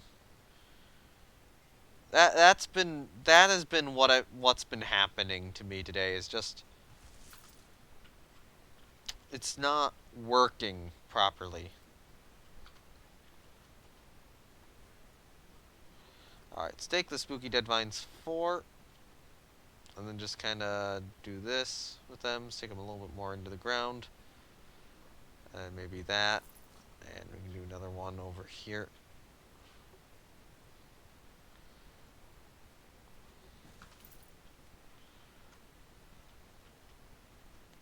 Yeah, that should look good.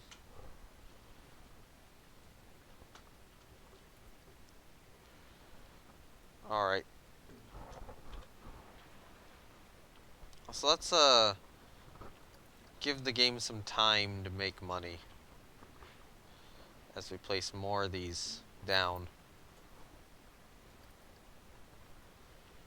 I'm going to turn off the lighting settings now.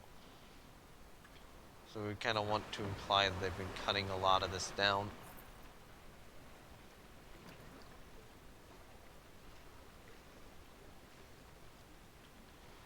Although maybe I do need to split these up a little bit more. So I think I have them a little too close together. Yeah, I have them way too close together.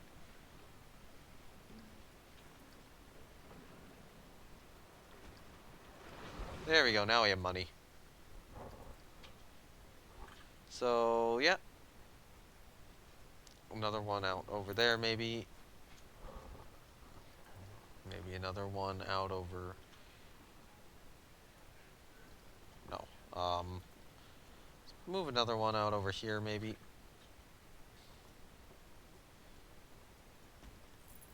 And then we can have an extra one over here.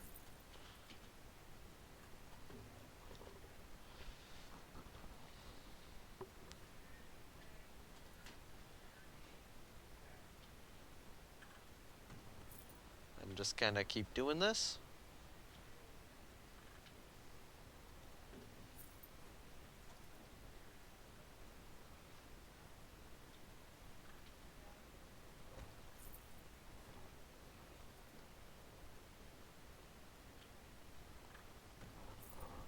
Just keep duplicating these, I suppose. So yeah, you can very clearly see the effects of all the logging over here when you come down the main drop. But I will have trees behind them, so, you know, limited clear-cutness right here. Those trees will allow me to partially obscure other coasters, which could pass through this area in the near future. Oh, come on! I clicked to place that at the exact moment I ran out of money to do so. That's annoying. And then maybe along here, just a couple more stumps.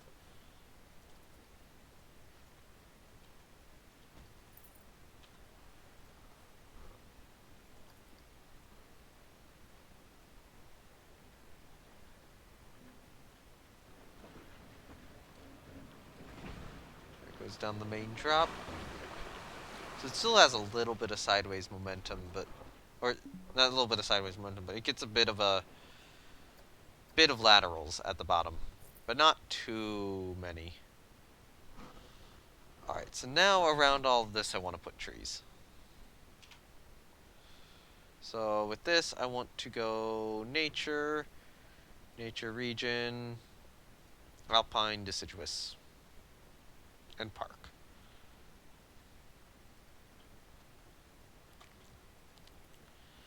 Alright, so then just kind of back here, maybe place a couple of oak trees.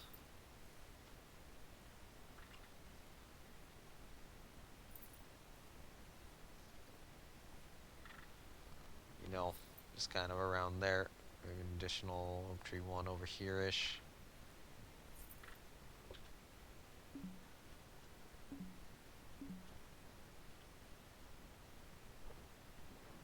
How to use subs. You just build them, and they do it automatically. If you're talking about doctrinally, your choice, unrestricted will sink the most enemy merchants, but it will make other nations more pissed off at you.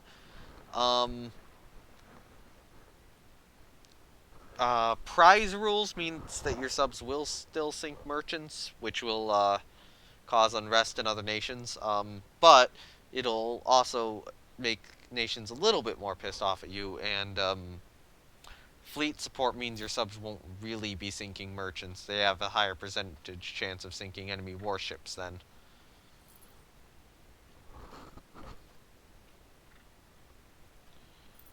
So yeah, your choice on that one.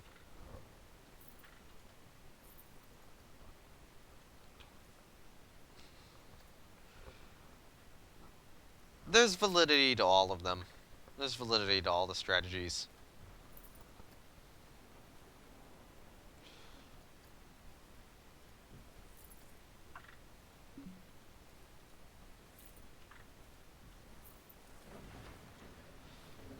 Alright. Unfortunately, I'm just out of money. Why am I so out of money? There we go, now we're getting it back. Out of money because I'm having to build everything.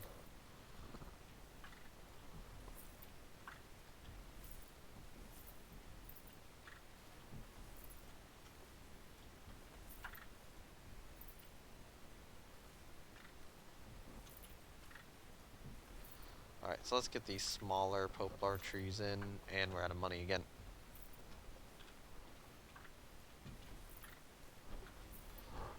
That one should probably move back.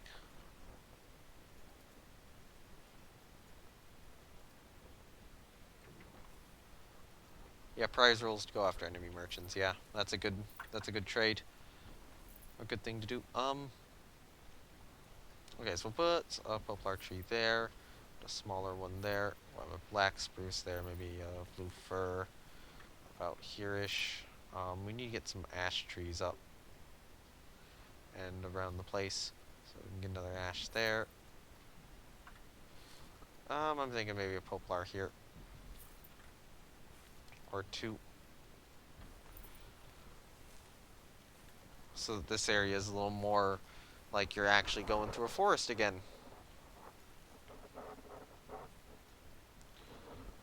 Maybe I'll add a couple smaller poplar trees there. Let's get an ash tree over here, maybe.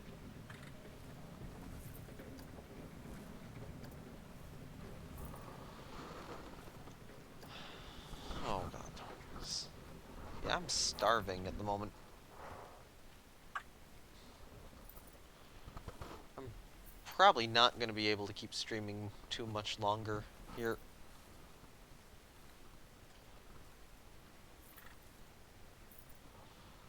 Honestly.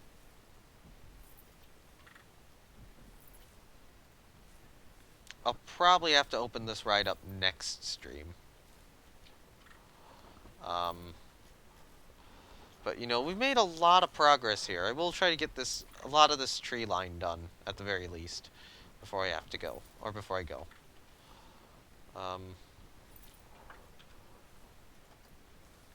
Let's continue with the ash tree 2 placement along here. Come on. Give me one there.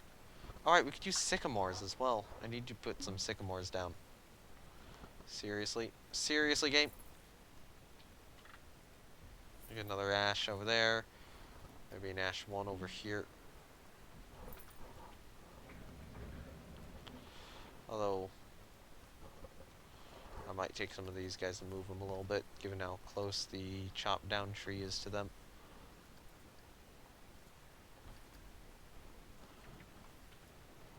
Small poplar. Oh, I would say a small poplar could fit there. I might want to do more like one of those guys. Seriously? Seriously, game? Seriously? I'm out of money. And the park's not being extremely profitable right now. The park kind of goes through its phases of profitability. Did something break down? No?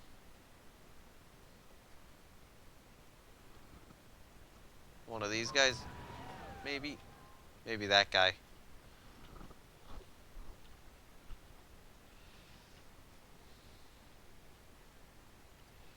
So that's birch. Where's sycamore? These guys are sycamores. Yes. We can add some sycamore tree there. Get some larger sycamores here.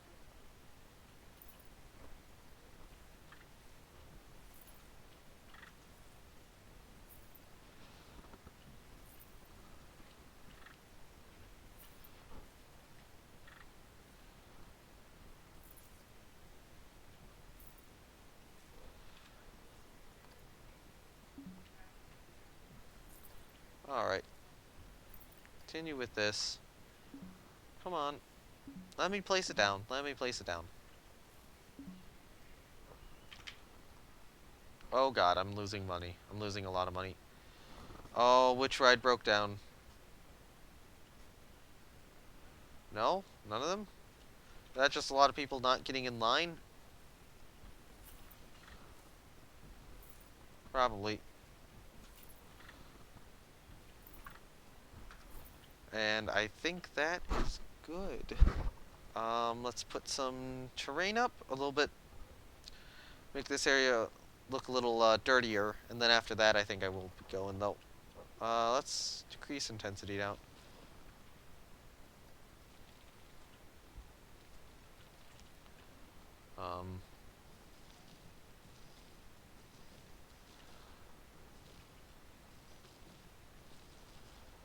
So yeah, just place a little bit of that. So I'll have to reset the concrete up here.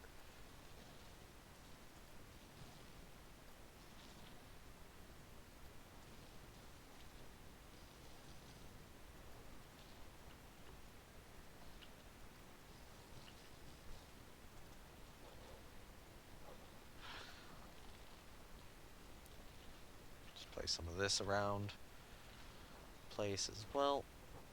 Alright, so then now we got to do the actual proper concrete again, which is kind of in that area. And now I got to take some grass and kind of put it up along the edges a little bit. Turn the intensity down. Place a little bit of grass on top of it just to kind of blend it a little better.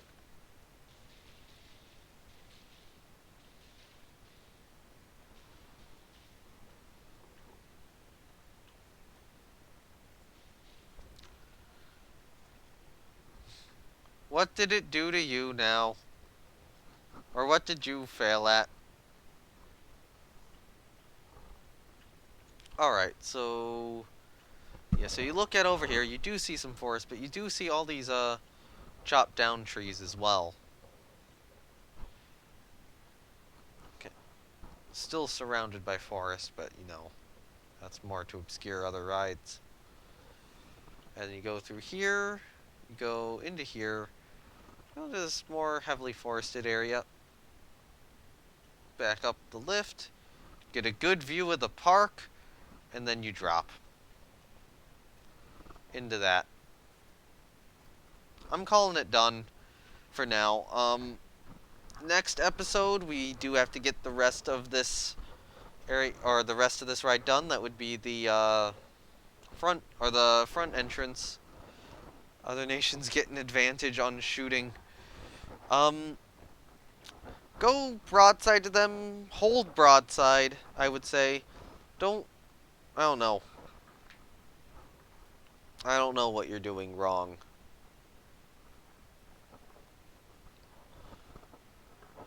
Maybe it's an armor issue. I don't know.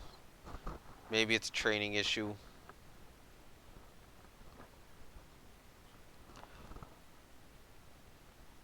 Because I don't really have the enemy ships out shooting me problem.